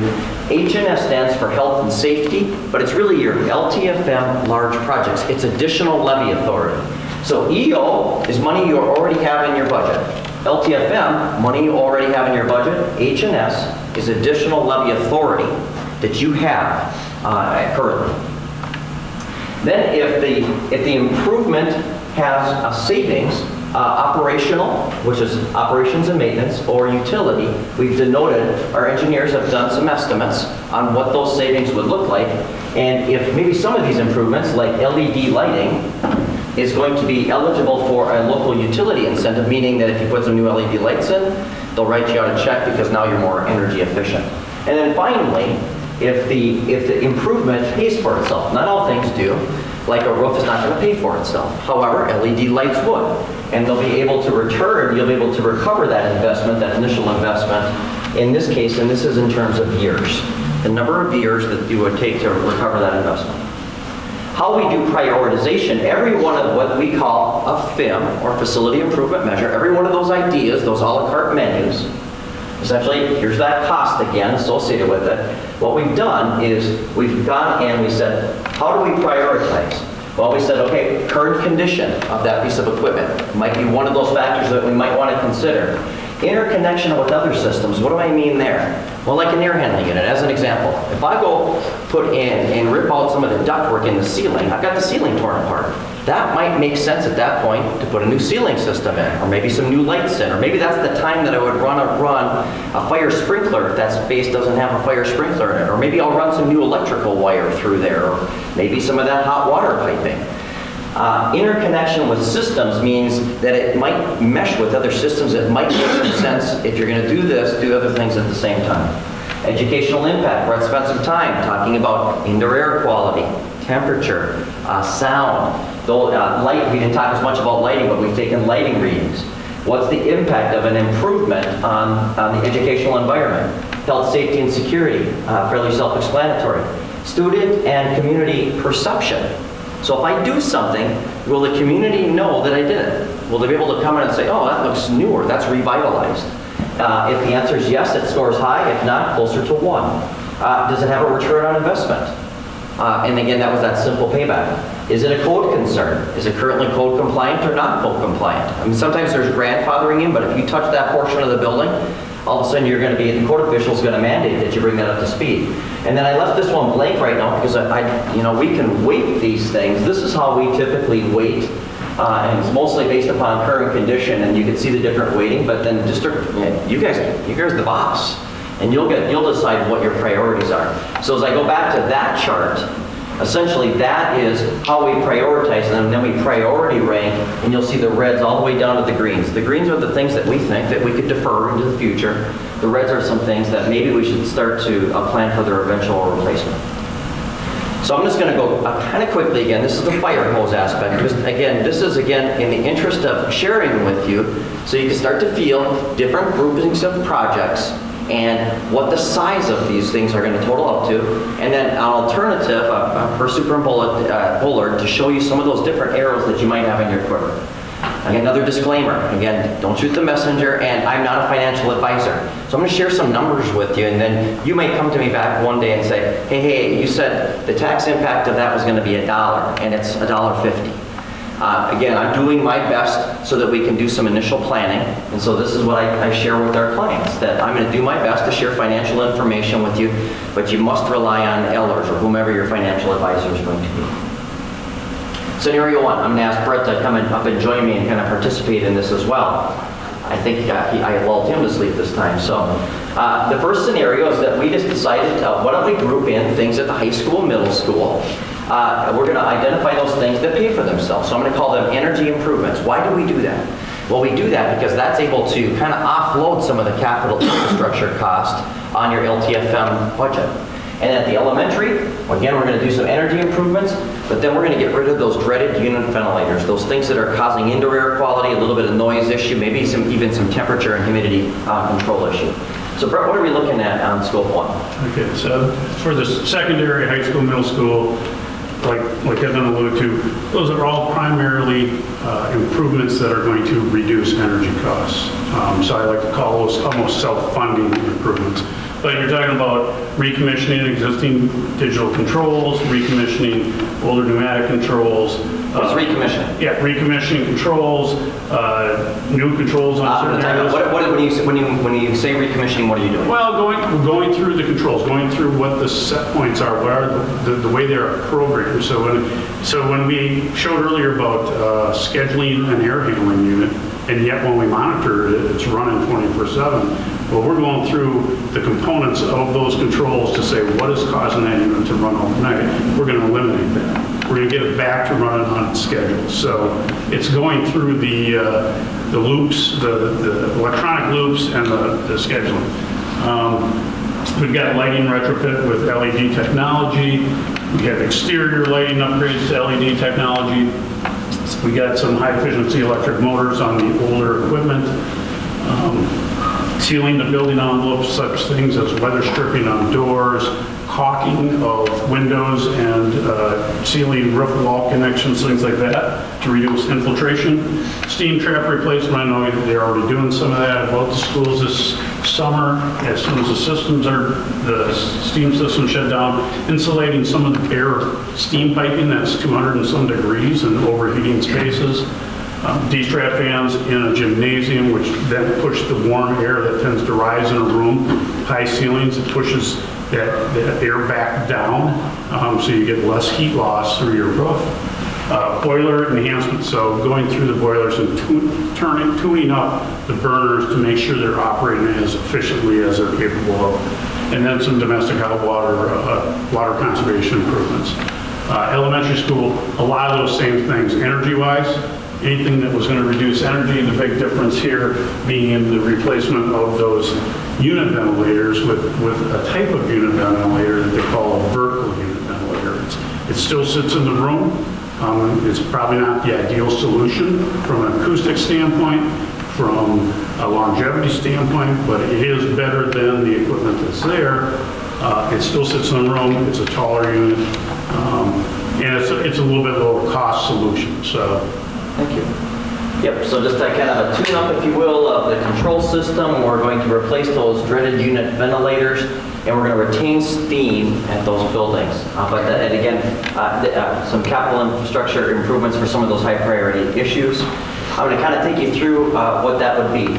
So first of all, you saw over here was the secondary school, which was mostly energy efficiency. The elementary school was energy efficiency, but also the replacement of those unit ventilators in all about $2 million worth of improvements. How do we pay for that? Okay, maybe kind of walk through that on this first scenario, and then I'll accelerate on others. The first is that part of that would be paid for by energy efficiency. Okay, and energy efficiency, again, the concept is something like this. It says budget neutral and no tax impact, about $1.2 million. The concept, you're familiar with it. I think I've described it before. This is what you're currently spending.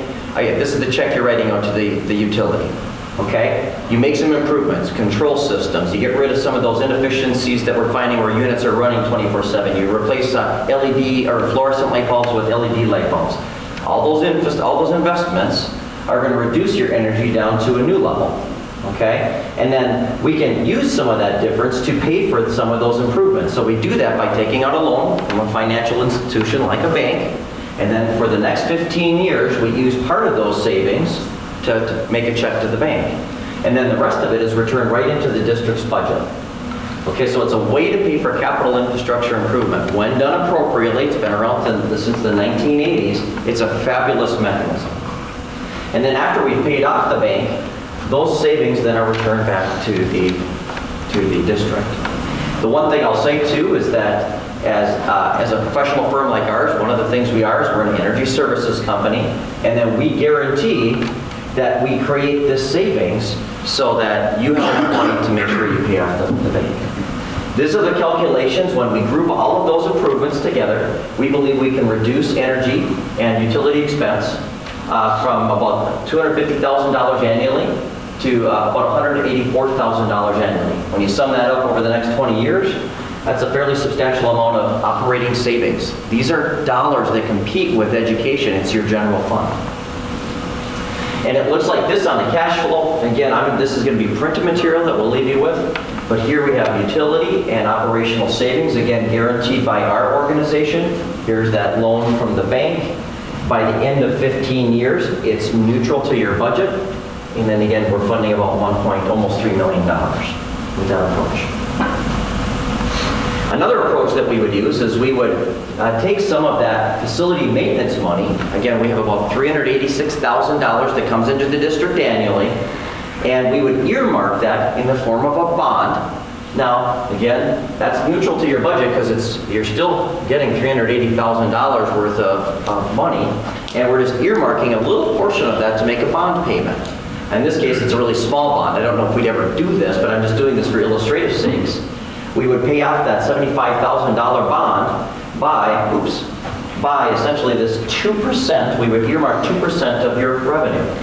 And so this is just, we'll take you through some other scenarios that if we do earmark revenue, again, $384,000, and we can really take this out for a term of 15 to 20 years. I've not seen districts do that. You could start to fund, here's your annual earmark, all the way up to $384,000, and here's what you could fund now in today's dollars, all the way up to about $4.4 million. Why do districts do that all the time? And I encourage them to do it. First of all, there's something called the Ag to School legislation, which provides a 40% reduction. The state will pick up part of the bill for that bond payment, about 40% of it, and that will relieve the burden on your agricultural land. If you don't have a bond on that revenue, they don't get that 40% discount. So that's one reason that districts should always consider bonding some or all of their LTFM revenue. Another reason is it has good internal rate of return. We're finding that escalation or inflation in construction is anywhere between 6 and 8%. And you can bond, it's probably closer to today's rates, Perry would tell you, probably around 3.25%. When you compare the two, your dollars ahead by leveraging. And then efficiencies of scale. You do a $2 million project versus a $20,000 project, contractors like that more because they get, every project has a start, middle, and finish. And when the middle's bigger, it costs you less, relatively speaking. So it sounds like I'm advocating for bonding LTFM. Now that one I am. I encourage all of our clients to consider it, mostly for the egg to school credit, but also for those other reasons as well. So the 40% on the egg to school credit, does that come from the state? It comes from the state. So it's not made up by the rest of the taxpayers? Right, exactly. So it only applies to ag land, so it won't affect the household. But for that farmer that has 1,000 acres, he's going to see a big discount by you just bonding some of your LTFM revenue. And you get the same revenue.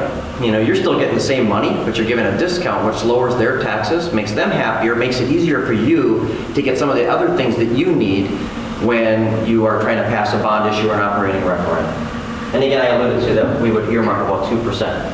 This is what it looks like. This is how this is your current revenue.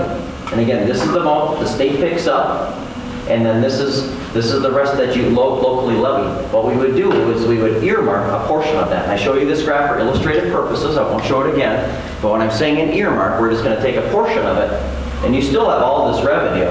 Just a little bit is going to go to a bond payment. And this is what it looks like on a much more complicated levy sheet. I'm not a financial advisor, but there is some intelligence behind this. And then the final way that we could fund that $2.1 million is through this additional board levy authority.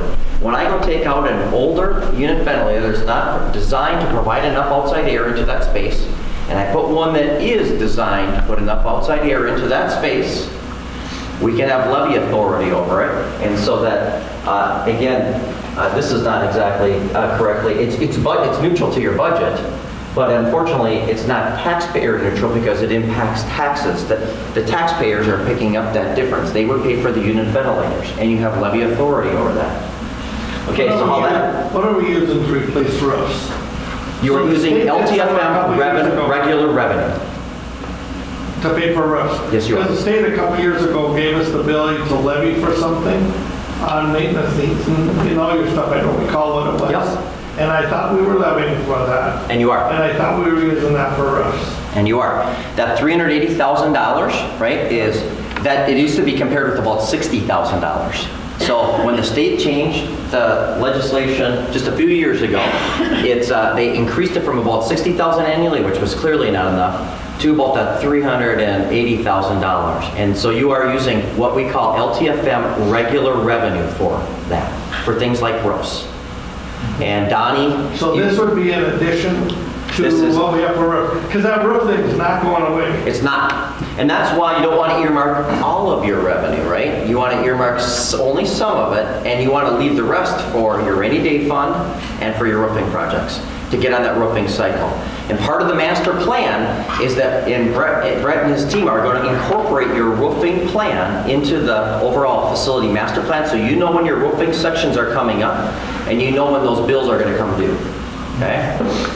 So again, this is your current levy. Okay? The first is what we call your pay-as-you-go LTFM levy. This is how you're paying for your roofs, right here. Okay? And then this is your current lease levy. I understand you lease some space like an arena and some gymnastics space if I... A minimal amount, but it's Thank you. hockey costs and gymnastics. This is your bond. Okay, this is why you've got a bond referendum initiative. We're going to retire some debt, and we're going to retire some more debt. a concept that we're using for either the new building and or the HVAC is to do something called a RAP, meaning that we're just going to replace it. In this case, at $2 million, and you have levy authority over this, we'll replace it with a new bond, and you can say, we'll just kind of take the taxes out another 2 years. And then that will be paid for. Your elementary unit ventilators are paid for. That's called a RAP schedule. So I'm going to use that RAP schedule a few other times. It's taking advantage of where this debt retires and kind of filling it in. The taxpayers, we keep the tax rate neutral, and they're usually a lot, the passage rate on a tax rate neutral bond is about 90%. When you start to increase the tax rate, that's when we start to get some failures. So again, this $828,000, because we used a RAP, actually doesn't have, doesn't have a tax impact. But I'm going to show you some scenarios that do. So the next one, and I'm just going to probably just go through this a little quicker, Brad, not that I don't enjoy hearing you. But again, we're going to keep it the same at the high school, middle school. And again, at the elementary, same energy, but now we're going to replace those boilers. Remember, one boiler doesn't work. We're starting to kind of put some money into them, but we're just going to replace a steam boiler with a steam boiler. And again, not something you have to do. We can continue to nurse those other ones along. But the idea that would just create a scenario where we see what it looks like when we do replace them. And instead of unit ventilators, which Brett said are less than ideal, because now you got this big box in your room and it still have all the noise and so forth, it's bringing in enough outside air. One of the problems with the noise is teachers turn them off so that when they can teach and then they turn them back on. Well, let's just go with central air handling units and just be done with that issue. So I don't have noise in the space, I've got new ceilings, I've got a bunch of new things that are going to occur with that. And again, the things in red, the gray are unchanged, the things in red are changed. So on the lighting, since we're going to replace probably some ceiling systems, why put in old lights in a brand new ceiling? So replace some lighting fixtures. Fire sprinkler system, the reason we do that is it aids that interconnection with system. If you're going to pull apart the ceilings, now's the time to run the piping. But also it makes your ventilation system less expensive, because now I don't have fire dampers and smoke dampers, and the code officials become a lot more relaxed about things when you have a life safety system. We would replace the boilers, replace both boilers in this case, replace the domestic hot water heating system. That's problematic currently. We replace the unit ventilators with central air handling systems. The vast majority of the work that we've done for the 100 districts that we've supported is doing this, taking out old unit ventilators and replacing them with central systems. There is on air handling units 2 and 4, they're already ready for cooling. Where do 2 and 4 serve? Do you remember, Brett? I don't. One, I believe, is the media center area, and I think maybe the elementary offices. I'm not sure. So the units are sitting there, they just need cooling hooked up. I don't want to tell the people in those spaces, but we can hook up some cooling. And then the gymnasium air handling unit, which is over almost 80 years old, right? And then the kitchen and makeup unit, that's almost not code compliant currently. So we would want to update the kitchen as well. Okay, so that's just what's included in an illustration. This is not a recommendation. Okay, and then now I'm just going to take you through this again. Now it's closer to $7.6 million worth of improvements.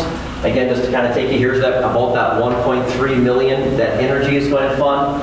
And now we're up to about, instead of $75,000, about $600,000, meaning I've got now a 21% earmark of our LTFM revenue. Still leaving enough room for those roofs. That's kind of the whole important thing. And then ultimately, a little bit bigger number, 5.7, the lion's share is that additional levy authority. So it looks like that now. So instead of 2 years of extending the tax rate, now we're going to go a few more years, all the way out here, even to where this debt retires. But again, we're able to maintain the tax rate where it's at. Finally, again, now all of a sudden, now we're starting to address the high school. We're going to address one of the boilers, the old boiler, I believe, and replace some of those older, non-compliant air handling units. And then here at the elementary, we are going to convert to hot water. And then we are going to add cooling or dehumidification. Again, it's just a what-if scenario. Again, so you'll start to see some of those types of things, a little bit more controls, upgrade, boiler replacement. We're going to replace only the older boiler, leave the new boiler in place, meaning we're leaving steam in place. We would replace a few of the air handling units that we found to be most problematic. We would replace the unit ventilators with central air handling unit systems and add dehumidification. And a lot of schools around the country and throughout the upper Midwest, and the majority of Minnesota districts for whom we work, not all, have added dehumidification to their project. And you'll see the difference in the delta between the two. And as we're doing that, then all of a sudden it gives us an opportunity, because the dehumidification means I have additional electrical load. Okay, so I need more electricity into the building to operate the cooling, which means now I can update the electrical systems, which you saw were fuses. As long as you don't touch them, they're fine, but they're almost not cold compliant. If you touch any part of that building, they're going to make you rip those things out. This would be an opportunity to do that. Again, boiler replacement with those more efficient 95% or 90 to 95% high efficiency boilers. Modular boilers, remember the ones I showed you that were small, so that we can turn on only the amount of heat that we need at the time. And then to replace, again, the classroom and media center air handling unit. Before we were just going to hook up cooling to them, but those units are a little bit older as well. Okay, now this is the point where, again, remember that don't shoot the messenger little slide, this disclaimer? This starts to get expensive. This is now up to $17 million. And as you can see, now we've kind of sprinkled that between the two schools. Again, how do we pay for it? Much like we did before, about $1.5 billion with energy. Again, now we're going to earmark about 25% for, this is primarily boiler replacement and a few other things. And this is that extra levy authority that you have at your disposal. And it looks something like that. So now all of a sudden we're out 20 years. And then now we have to, in order to pay that off in 20 years, we have to increase the tax rate a little bit. And then how much? Well, we had to increase the taxes by about $45 annually on a home. So, you know, it's about $4 a month, and about 80 cents on an acre of land. And the one that I'm going to wince by showing, but this is to really update everything, okay? And that is to take both buildings and to kind of take them up to modern day standards. And they're going to look just like I showed Renville County West. If I were to teleport into that elementary, I wouldn't know I was an old building. And so it's going to start to really, you're going to have dehumidification throughout, hot water system throughout. Your infrastructure set now for the next 40 years. No board will deal with infrastructure for the next 40 years. But it's also a very, very expensive solution. Not that the other one wasn't. And again, so now all of a sudden we're starting to hit all of those things. We're checking in more of those a la carte items. And we're doing quite a bit more. And again, now that starts to look at, and I wanted to share this with you so you kind of know what your guardrails are. You know, what's my minimum ante into infrastructure? What am I looking at on the higher end? And you're out there closer to $24–25 million. Now, one of the things I didn't talk about a lot when I was showing you that a la carte menu, and this is a little bit of a detail, each one of those items is chosen to stand alone. So if I only want to do controls, I can select that item, and we have enough budget to do controls. But if you choose controls and a ventilation system, I also have some money in the ventilation system, which includes controls. Why? Because if you only choose ventilation systems, I want enough budget to do controls. Guess what I've got? I've got an overlap. And so that number is higher than it would ever need to be. So as soon as you tell me I want both of those items, then my estimator will go and say, okay, I'm going to eliminate the overlap. So I'll get rid of one of those numbers, and that $24 million number comes down. So that's another thing to point out. These are kind of worst case scenarios because of the way we structured the a la carte menu. And the a la carte menu is intended so that you could think about your buildings and you could look at different levels of reinvestment.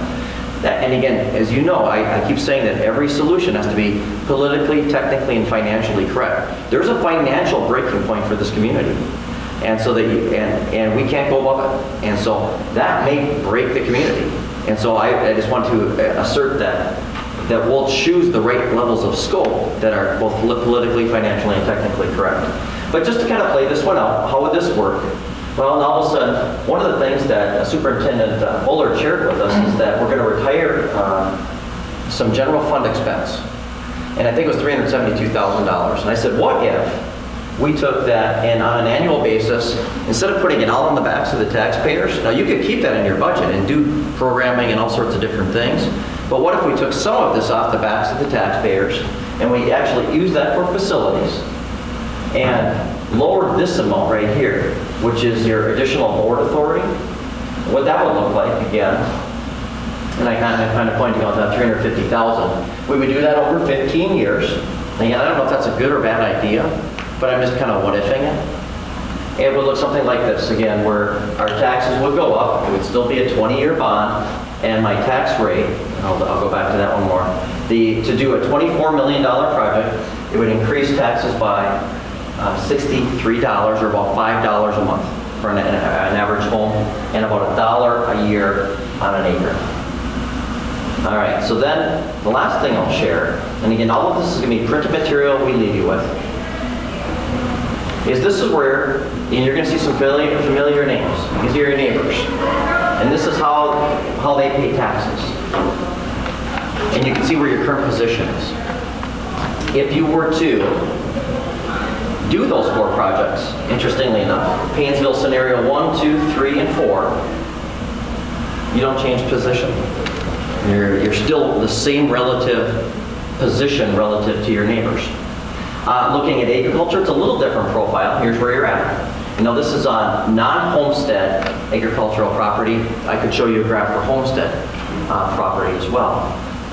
But then again, this is what it looks like if you go to scenarios 1, 2, 3, and 4. Again, you don't change. I just found this interesting. You don't change position relative to your neighbors. Now you're going to move up closer to one of your neighbors, Kimball, and in case of a home, you're going to move up closer to one of your neighbors, ACGC, but you don't leapfrog, interestingly enough. So I always feel like when you make decisions about money, and when the community makes a decision about money, sometimes it's good to have a sense of relativity, and how are you doing compared to their neighbors. So I talked a little bit about infrastructure possibilities. This is the other part of your parallel path, right? And again, I kind of want to put this up here again, that it may have sounded like I was advocating for a solution like hot water. In a sense, I kind of do, because I just know technically, if you were to look at what's the technical right answer, hot water is the right answer. But it might not be politically or financially the right answer. Replacing a boiler at the elementary school, technically, is the right answer. It may not be politically and financially. It's not our place to decide. So what we do, we're giving you all this information. You've got this other parallel initiative so that you can start to think about how you want to tackle this over time. So let's potentially consider some of those possibilities. Well, there is, as it relates to infrastructure, an option is always a status quo, right? Do nothing. And so that as you take a look at that, what's the consequence of doing nothing? Well, maybe we're going to continue to kind of buck our internal infrastructure, right? Maybe some of those spaces, or maybe you're going to be a little warm. Maybe I'm not going to provide the levels of CO2 I would like, but you know, it's been kind of fine for a while. And then one of the things I can tell you is that being in the construction industry, let's say you defer this 5 years, and 5 years more down the road, it's going to cost more to do those same improvements. It's just the nature, because we're finding that the cost of inflation and the cost of capital are going to influence that cost of those future improvements. As it relates to the cost of inflation in construction, they update this about every year, right around in the summertime before the construction season. And last year, this is what we were dealing with. In June of 2018 and in June of 2019, I'm going to have similar research. I don't know where this number will be, but from May to May, cost went up about 9%, 8.8%. That's pretty steep. And then if you take a look at financing, one of the positives on financing is that we're still hovering. This is where interest rates have been over time. And those of us that were a little older, we remember when we were in the 70s and we were paying things like a 12, a 15, 17% interest. This is where we've been, but you can see that there's a little upward spike. And we'll return one day, we're still at what I would call 45-year lows. One day we'll return to the mean, return to the average. So again, do nothing. Again, we're going to buck our infrastructure and deal with our environments, and those improvements will cost more in the future. We can also say, hey, I want to take part of it. Part of the survey that we sent out to our community here says, well, how about if we kind of peel off a part of our referendum to fund some of this infrastructure? And we kind of tested, we're testing tax tolerance. How much are you willing to support in terms of project amount? And then we also said, what do you consider to be priority of the infrastructure items? So we can fund part of it that way. And again, we're marching down this timeline towards August 13th, with the key date being May 14th. The community's going to give us some feedback, how they feel about things like our activity space, our CTE space, our infrastructure. And that we'll be able to have a clearer picture as we consider these options. Another one option to consider is, well, you know, maybe I do still use that referendum, but maybe in the future, maybe now, maybe later, I'm going to address more of that infrastructure, more than I'm willing to put on this referendum. And I'm gonna use some of those other arrows that are in my quiver. Those board authorities, and maybe an energy efficiency project, perhaps even earmarking some LTFM revenue, or perhaps earmarking some of the revenue that's about to retire in the general fund. And again, those are things as it relates to LTFM. It's a critical date every year. Every year you approve your LTFM levy at your July board meeting, or maybe sooner. But by July 31st, we have to submit a number of things to the Department of Education so that we can get that revenue, that $384,000 worth of revenue, to come back into the fold. And maybe the other option is, okay, I'm just going to use LTFM. I'm going to worry. My referendum pays for my building, my space needs, and hopefully it passes. And I'll worry about infrastructure, and I'll use LTFM to fund that revitalization as well. So those are just some options to consider as it relates to the stuff that we have shown you this evening. But again, this is where I might invite Perry to come up and participate a little bit with me.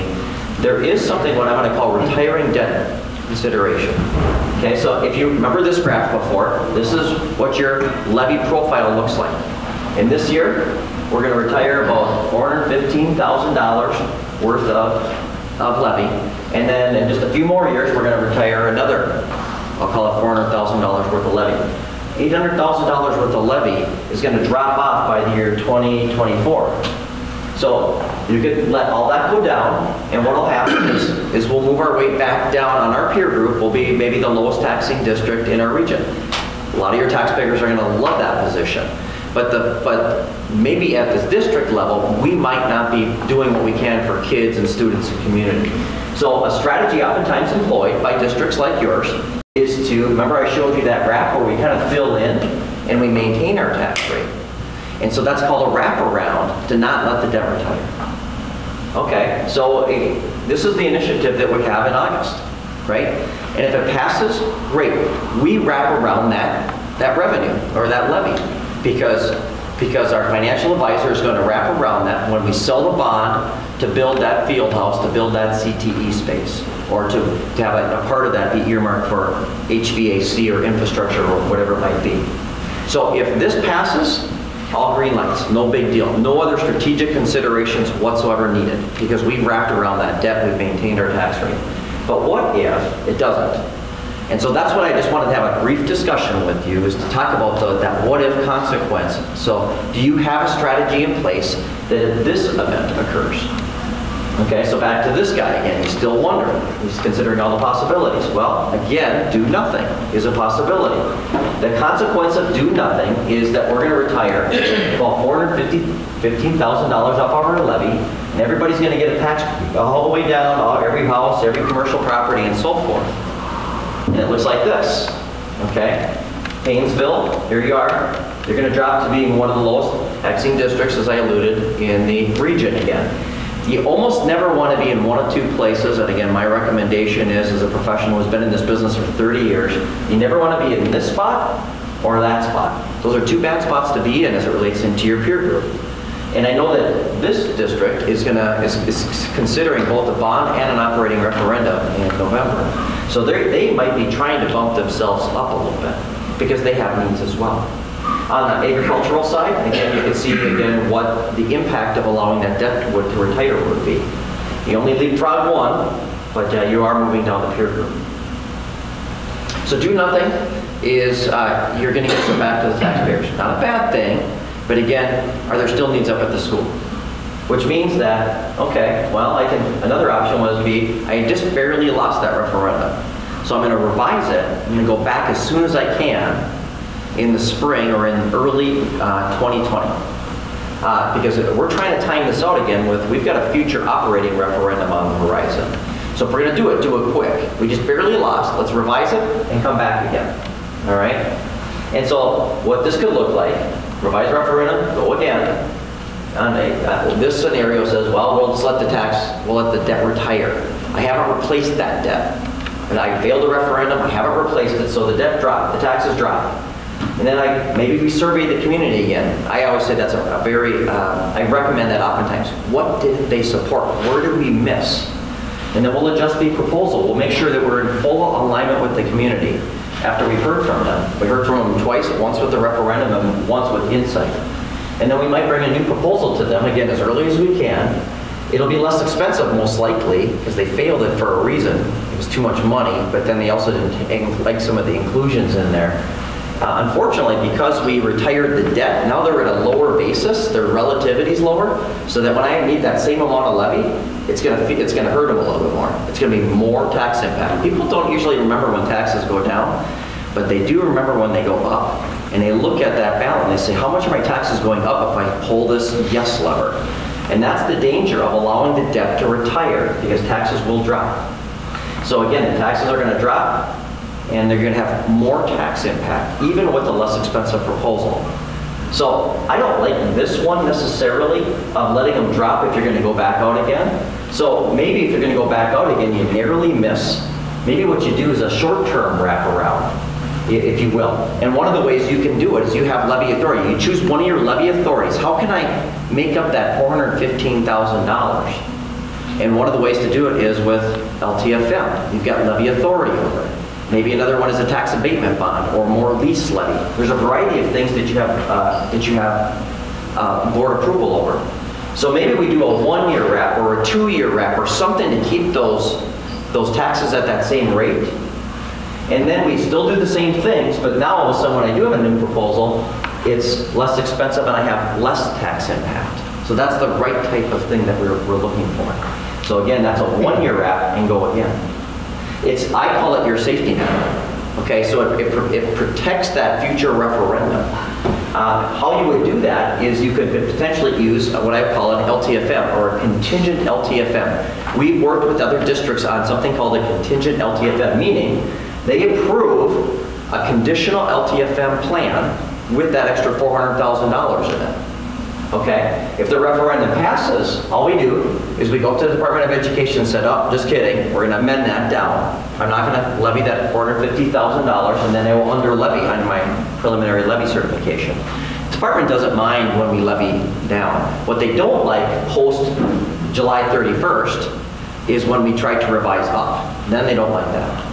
So we would want to have a plan that maybe is our safety net in place, and so that we can amend it and we can under levy. The department never minds if we under levy. And you remember, our referendum takes place on August 13th or 14th, after this date. And that's why I'm maybe proposing a conditional LTFM. And then if the referendum fails, okay, now I've got my wrap in place. Now I've got 1 more year where I can just say, am I going to go at that referendum again, or am I going to do something different? Nothing at all, perhaps. And so it's a safety net. So again, back to this guy. So I like that one more than this one, because this one makes the referendum tougher to pass. We're actually protecting the referendum with a contingency. And the last one is just to address infrastructure, to say, you know what, I value infrastructure, right? I value it more than my space needs. And so that's another one of the possibilities. I'll address my space needs later. And you saw what the impacts I shared with you, and we'll leave you with some printed materials. If you just use your LTFM or referendum levers to address infrastructure and you prioritize that higher order space. Okay, and then again, we can address infrastructure now, space later. That means you would choose how much do I bite off of this infrastructure. I provided 4 different levels, and they're all appropriately grouped scopes of work, but what we would do is workshop with you. I would never say, you only have those 4 options to choose. We would workshop with you and we'd say, okay, which items do you want? Which items don't you want? Which ones don't you value? And then again, maybe to use a contingent LTFM approach to wrap around the retiree debt. We could still consider, again, this is assuming a referendum failure, a post-referendum survey, so that when you do go back to the community with that space later, you'll understand where I had misalignment. And then consider when to address those space needs. I'm not saying table space needs forever, I'm not suggesting that this is even one of the our opportunities or possibilities. But if we did say, I'm going to take a whack at my LTFM now, I'll deal with my space later, I'm going to suggest to you, as I did on the first time I met with you, that it's part of your master plan. When are we going to attack the space need? It's still a need. When are we going to attack it on that continuum of time? So I do want to, we will hand out some materials for you. In fact, Perry will do that now. I just give you a fire hose of information. And you may have some questions. And as long as we're here, we'd be pleased, Perry and I'd be pleased to answer them for you. Otherwise, there's lots of things to consider. And we wanted to get this information to you guys. But everybody else go first if we've got questions. Okay, couple of things.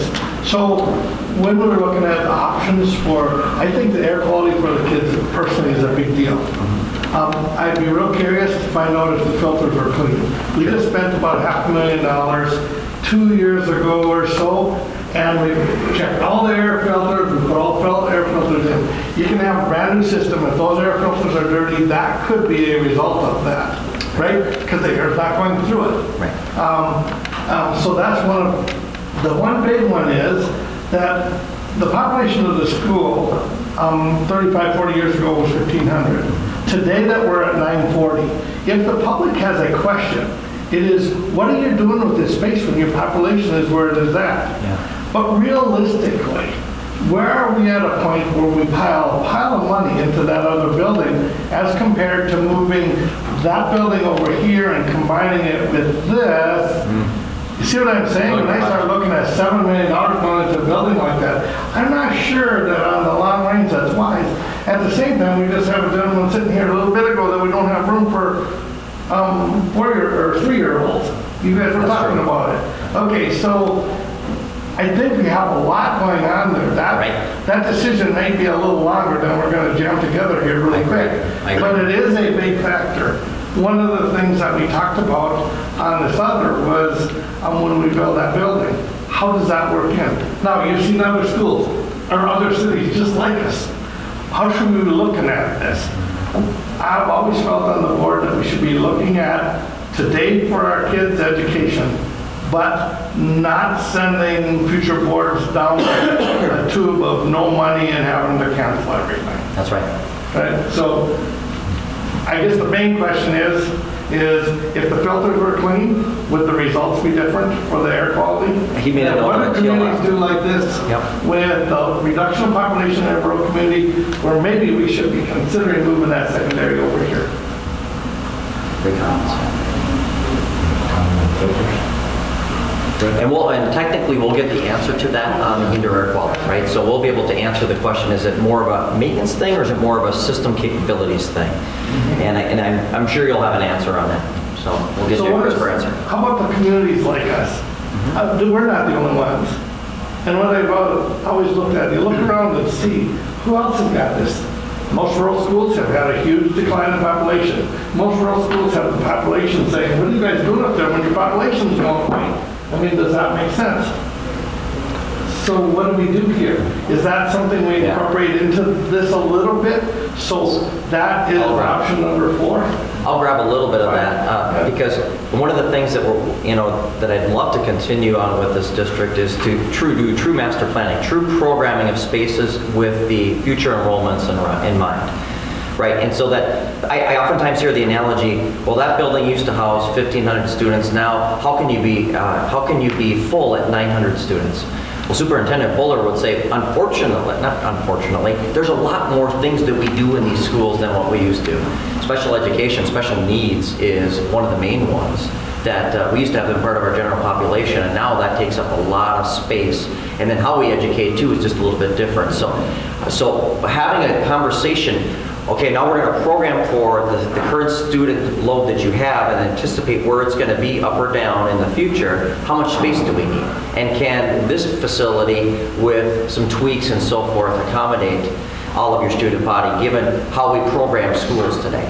So I think there's a bit of a discussion there. You're right, it's not an easy one.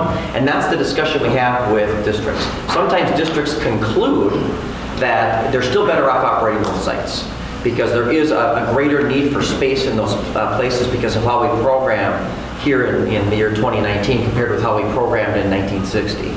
And so that's how we have to educate our students, or our communities.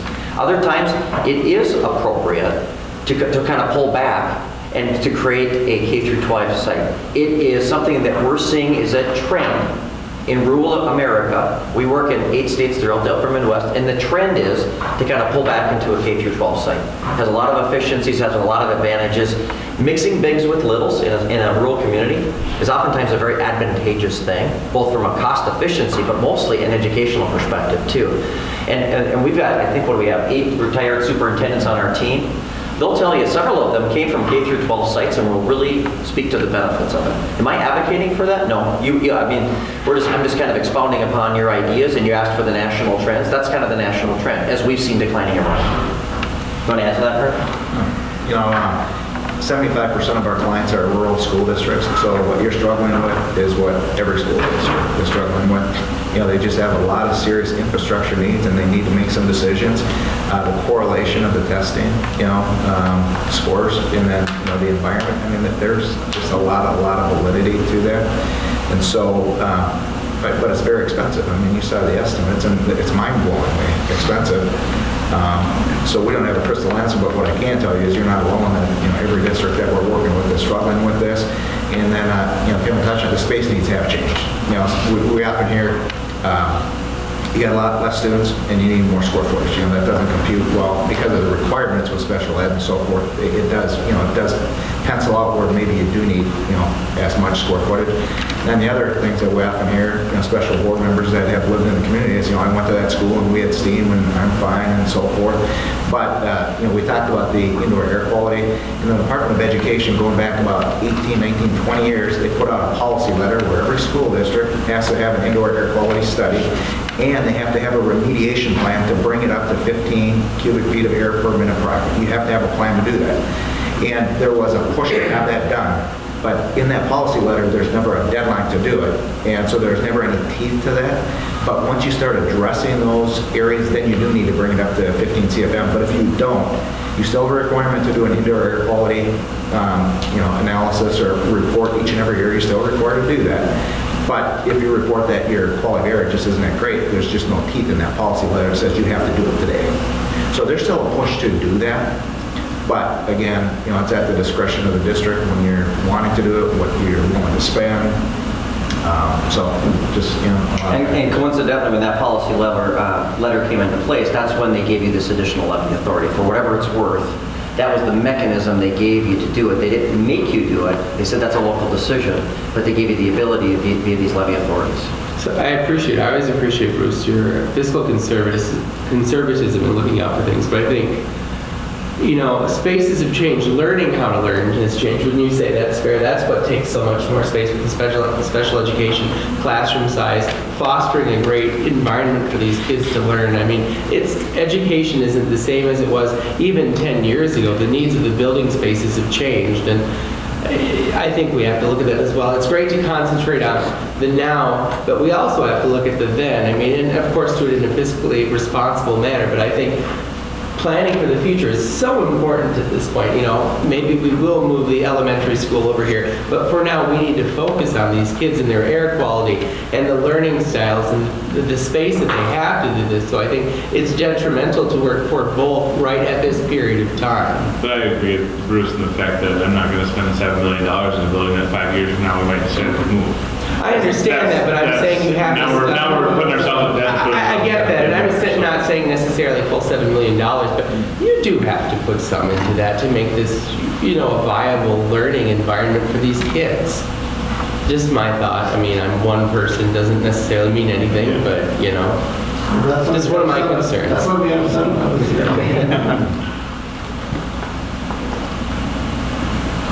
Any other thoughts? I'm just anxious to get feedback from the community. Yes. Because to overlay what they're willing to actually do with these options is really what it's going to come down to. Right. I mean, we can want all sorts of things, but if we don't feel it's going to pass with us and with the community ones, then, you know, kind of in a situation where we have to make the best of what we have, or focus on continuing to really educate why this matters. Like, we they say we're to support 10 million, well, that's only going to do very little, basically. And so I think at this point, it's like I wish the survey was coming sooner. It's really nice to see the comparisons to local districts too, because as nice as it would be to think we could operate in a vacuum, it doesn't matter what other people got to what's right for us. It is nice to see that you fall right in that average, as opposed to feeling like that would put us, way more than local districts. And these are very comparable size-wise constituency-wise.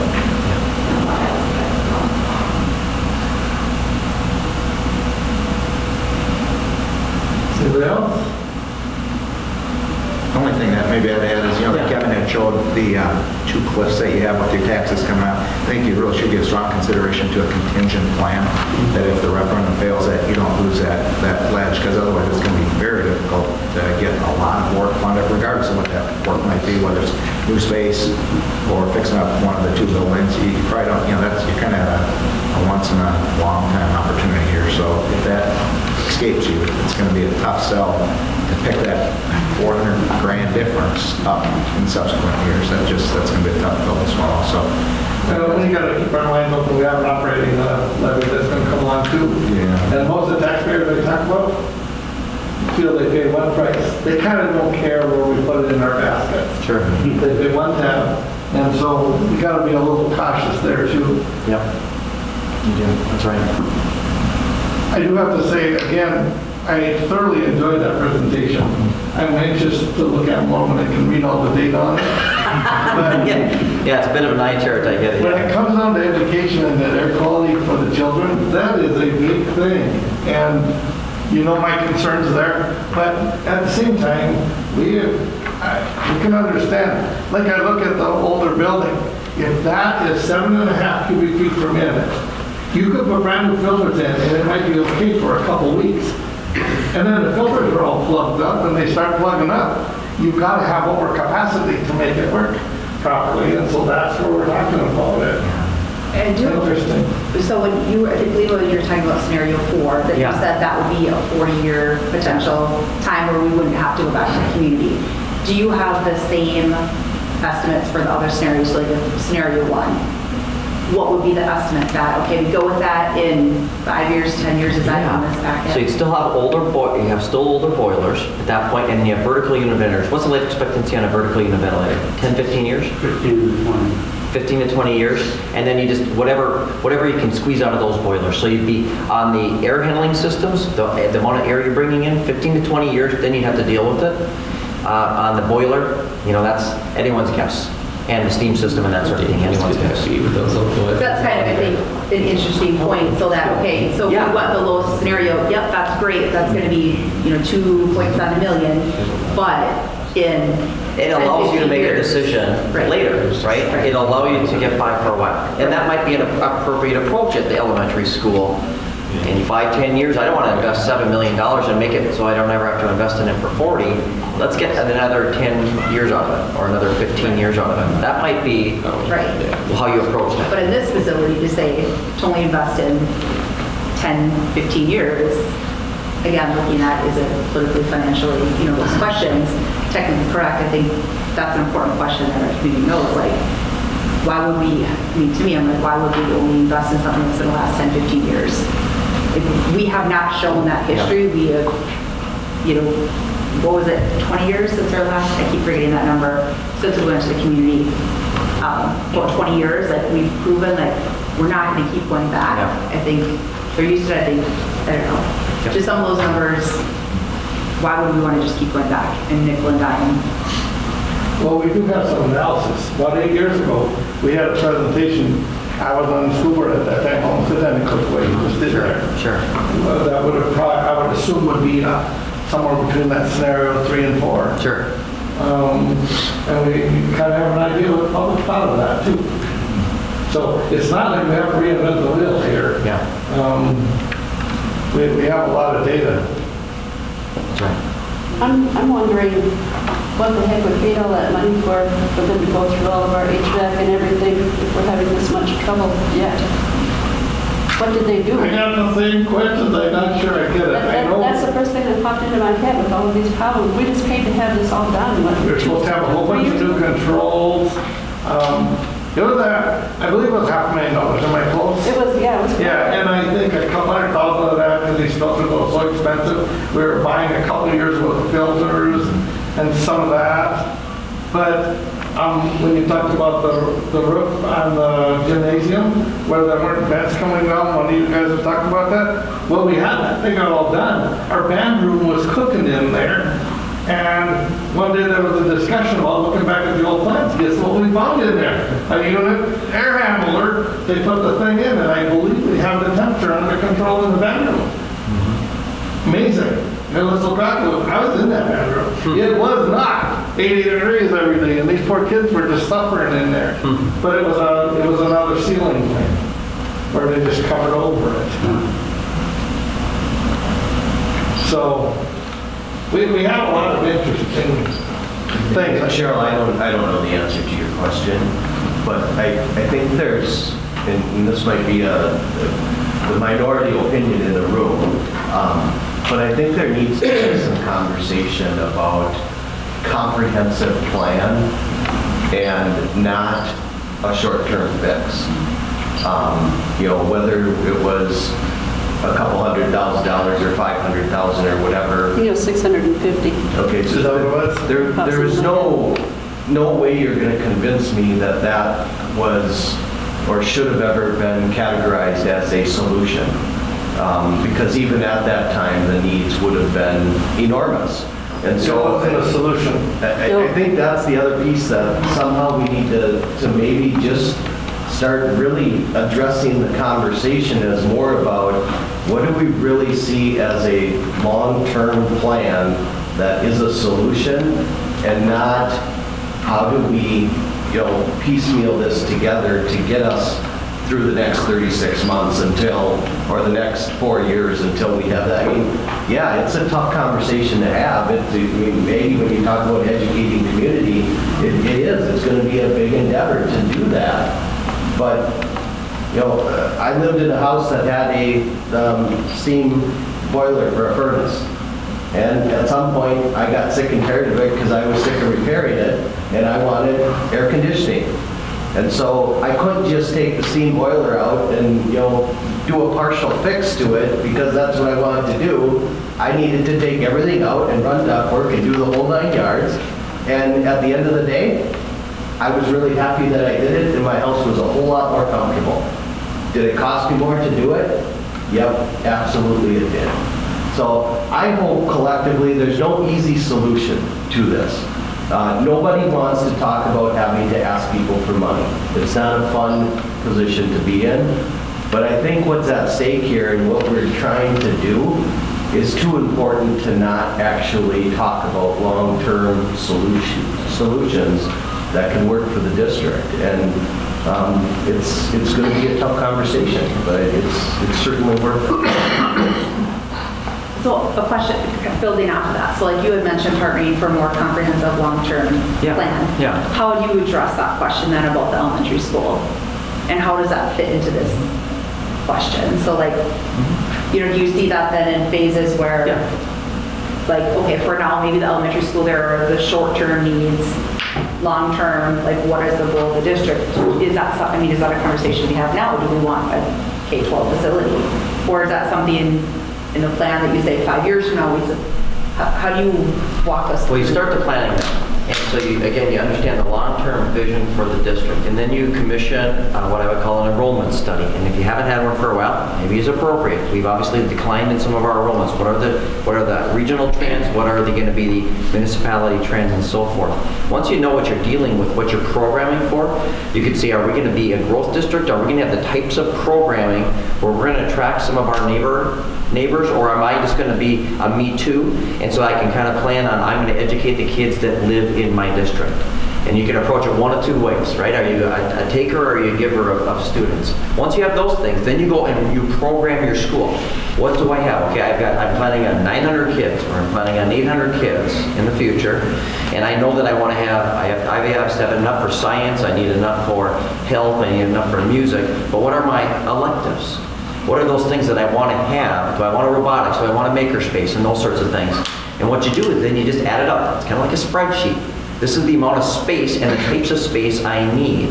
Then we compare both buildings. And what we're doing is a condition assessment of both buildings. This one's in better shape than the other one.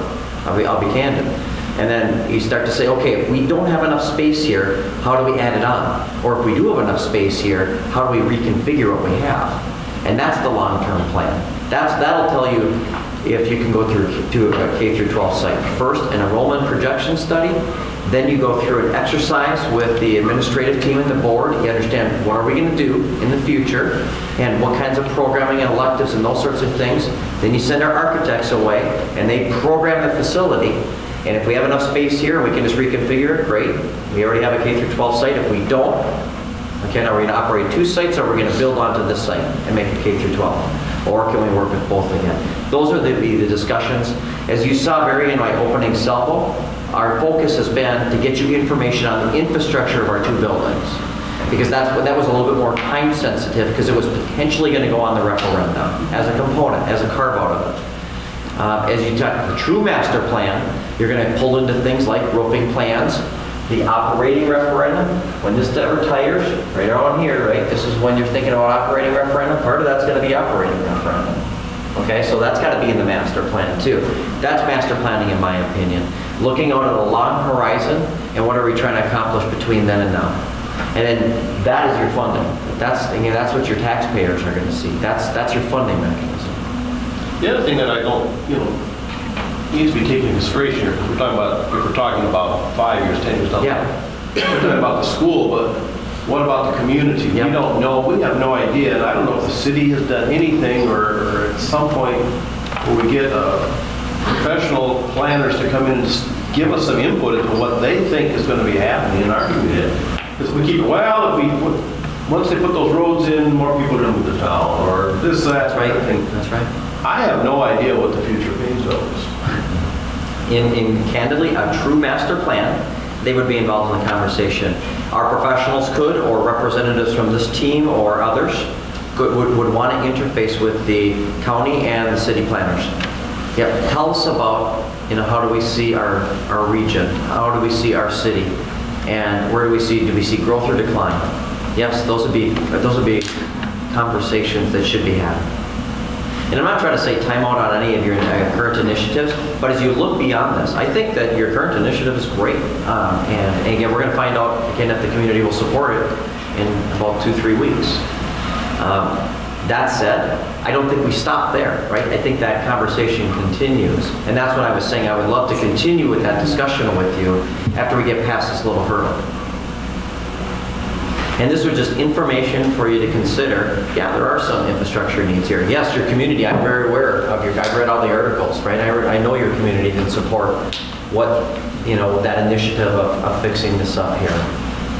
Was it presented in this way? Was it not? Was it just too rich? Again, was it politically, technically, or financially correct? I don't know. But again, this was our best effort to get you our professional opinion on these 2 buildings. And there's more work for us, candidly, to do, but I wanted to get this into your hands this evening. Appreciate it. Any other questions? Thank you. Thanks, guys. In a few minutes here, we've got this is the time for board members to request specific information or data. Anybody got anything? Not necessarily data. Last week I went back and forth with St. Peter to the MSBA trainings, 3 and 4, and just found them very interesting. So if anybody ever gets a chance to take those, I would highly recommend it. Learned a lot and very valuable. Maggie and I are taking on this, what we used to call the Sunshine Fund, but evidently the school already has a Sunshine Committee. So I don't know why it was called that, but every year at the AMPA banquet, we had given out these certificates for every 5 years for a teacher that's been here 5 years, 10 years, 15 years. And I always wondered, but there was always some conflict on the board with someone. Why didn't we give them out to all of the employees? And I mentioned it to Maggie, and she said, I want to be part of that. So she's helping me with the Sunshine Fund. And we're wondering if the board is okay, because this is the only place we can talk to you about. We're wondering if the board is okay with us giving these out to all district employees, including support staff, kitchen staff, custodians, administrators. The 5, 10, 15-year marks. And, Yeah. That just felt weird to me when she said that. It was They do it at just the hospital, for I mean, at teachers. the whole I thought. medical clinic, they do it to everybody. Yeah, Right. but I always wondered about it, because I was someone with a, you know, kind of a conflict on the board that, I mean, aggressive completely. yeah. We're trying to work on teamwork around Right. here. That's what I Have- A cohesive unit, everybody working together. There Yeah. should be just one group that receives recognition. Okay, well then I'll print up some more of these. I print them off. I bought cardstock with the Sunshine Fund money a while back, and I'll print them off and get them to. Do you let us know when the Sunshine Fund is going down? You Yes, just tell us. right now we're doing just fine. Thanks, And, guys. Thank you. Thank you, guys. the district staff also chips into that. Oh, they don't. So what happens is when the Sunshine Fund gets low, we just tell everybody and everybody chips in $50. It can't be school funds, it has to be our personal funds. We can't spend school monies on these things. But we also put the flowers on the graduates and staff, no, the staff, just the staff for graduation. And in the past, they've done different things. We send cards for bereavements and baby gifts for new babies. And if anybody's interested in doing more than that, we can. But anyway, I wanted to ask about that and see what the general consensus was. Other thoughts, any data that we're looking at? We got this data from our presentation here. I just want to I know during the presentation he was talking about how the water was 90 degrees. I just want to say that that's 100% true. And honestly, it's classroom to classroom. There's some classrooms that are literally right next to each other, and you can be shivering in one class, and then the next class you're sweating. And I know it literally depends on the day too, because there's some days where I'll go to Mr. Carlson's room and I have to go get my coat from my locker because it's so cold in there. And the other day Mrs. Linebecker's room was 87 degrees and it was only set 70. So that is so accurate that it's not consistent at all. Question about making up snow days. Yep. We've decided we're making up snow days. But the state came along and said we don't have to make up snow days. Correct. So if we get another snow day this week. Yep. Or two. Do we have, is this running out only those days that we didn't do before? We already decided to make those up, or can we? Yeah. No, so what, and this is my understanding of what was passed. The bill that the governor signed into law was for giving any snow days. It was not just the polar. There was one version that was the polar vortex days, and then there was the other version that was any days due to inclement weather. And it was the any that came out of conference committee that went to the governor. Okay. Interesting that you're bringing this up because one of the things that we're going to talk about actually tomorrow at our admin meeting is also the potential for maybe reevaluating what we have with snow days, just due to the fact of the block schedule and a bunch of other changes that are coming. Would there be some value in maybe having students done on May 31st and then having some time for staff, so teachers, cooks, paras, all staff available on June 3rd and 4th to be able to do some other things and some prep work for next year. So that's the conversation we're going to have. How does this week fit into that conversation? I've gotten enough feedback, I think, from families that And they've been very positive. I'm not in any way saying that they are being impatient or anything with us. But I've got enough feedback that I think we're at the point where enough is enough. And certainly I have no desire right now to go any further than where we are. If anything, I think we're going to reevaluate what our current plan is and see if maybe we need to make some modifications to that. You'll hear more about it at April 23rd. We could very well have another request to change the... Okay. I'd be curious to learn, like from the districts, the administrative part, based off of what we heard tonight, what is your gut? You know the budget, Donnie knows the facilities, the history, and then you don't have to answer that tonight, but I'd be curious to know in your best recommendation, even without the community's feedback, what scenarios are the best? Maybe that's not a fair question. If it's not, that's fine, but I'm just curious based off of what the insiders know. Is it possible for us to get feedback going one direction and then Matt letting us know? Or is that considered too much? What do you mean? I mean, if we get our information on here's what I see, here's what I'm hearing, as well as, since we've probably heard the most detail of it, not counting the survey, I haven't even seen the survey,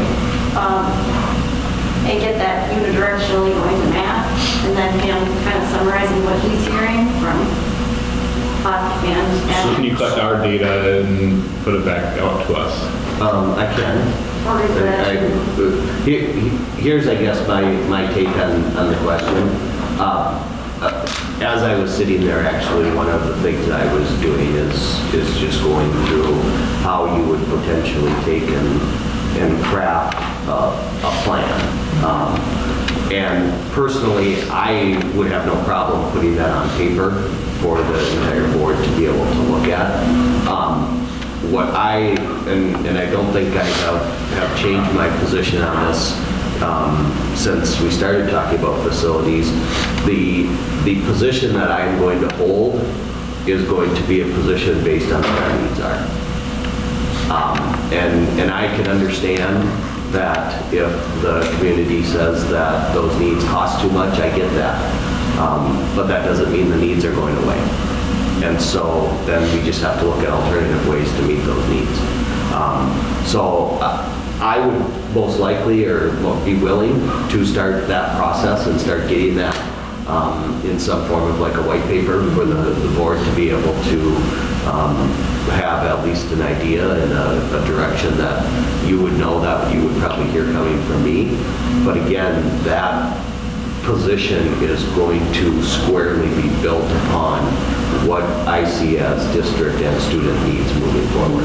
And I think that's what I think I would be personally interested in knowing what, because you're the inside, you know better than I think than us what those needs are. And some of the questions because I wouldn't know is scenario 4 the need, is scenario 3 the need, I think we've already identified what the needs are when it comes to like the facility part, the infrastructure part. That's where I don't know. I wouldn't know what. So I will start working on that, and can get something to you. I think it would be good to even be able to have that and frame that with the survey data that's being collected, because I think that's really where the ultimate project, so to speak, is going to take shape, is really aligning what are the needs and what is the level of support in the community. And so, yeah, I can certainly get going on that, and that can be something that I believe it's May 14th was a good date that Kevin was talking about for school perceptions to phone in and present the data and stuff. I think that'd be something that'd be good for the board to have for that meeting. Anything else?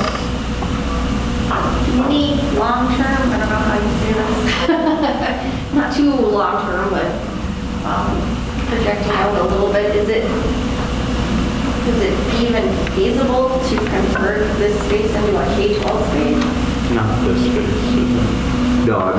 You know, I'm going to just give you my gut response to that is, do we have the acreage here to have a K-12 facility? I believe the answer to that question is yes. I think we truly do. I think the space is here. If the expectation is we're going to have this existing facility be a K-12 space, the answer to that is no. We don't. But you think that we have the capability of having the same campus? We have the acreage here to put a structure on this acreage to be a K-12 single campus. Absolutely. That's with the land we own now, or would it include purchasing some land? With the land that we own now. Because there's some land next to us that doesn't divide by roads that potentially would be also. Yeah. And we have, you know, we're in a little bit of a unique position because we have the airport. And so we have a lot of restrictions to the south of us, and it makes it very difficult to be able to put anything really over there. But yeah, no, I think we have enough space here to physically do it, but we would not in any way be able to have a K-12 campus without adding space to this building. The idea that we're just going to take and put those kids over there here. They have a local resident that actually drew a whole plan up of that. Oh, really? Yeah, pretty cool. Did I ever get that to you? Yeah. It was just a local resident. Addition that would be a... Yeah, it basically had the elementary school pop out across the football field approximately. But it was just, somebody just takes it upon themselves to draw something up really nice, and it was very cool. But it's all possible. It's just, when I look at $7 or $10 million into that building, as compared to putting $7 or $10 million into another building, that building also looks like a whole different picture. Anything else? There was one other request. Yeah. Is that as we think about the softball fields, that can we think about the Wi-Fi too? I just think if we're gonna have capabilities for live streaming baseball. I'm here to tell you, we will take care of that softball complex. I know, we're just gonna keep bringing it up. Please do. But I mean, things like Wi-Fi, it's like that. I just don't want that stuff to get overlooked. I just want you to know that I am hearing you loud and clear. And I know exactly what you're talking about.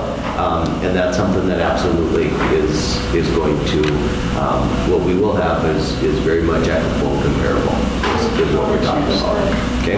Maggie and I would like to get in the loop for that. Well, this sometimes they've met. We've had a lot of right next to discussions. these girls. What's that? If you were talking about gender equity, the bathroom's right there. One says men and one says girls. Ooh. Put a women's sign on there. Or boys, either one. They don't need to be nitpicky about that. I just think about like the little things like when it comes to like Wi-Fi. I didn't mean that either. I just mean like thinking about those needs as we're doing it, that there's. It was a good point when you brought it up earlier. But those are things that I don't know. Right, that we wouldn't think about it.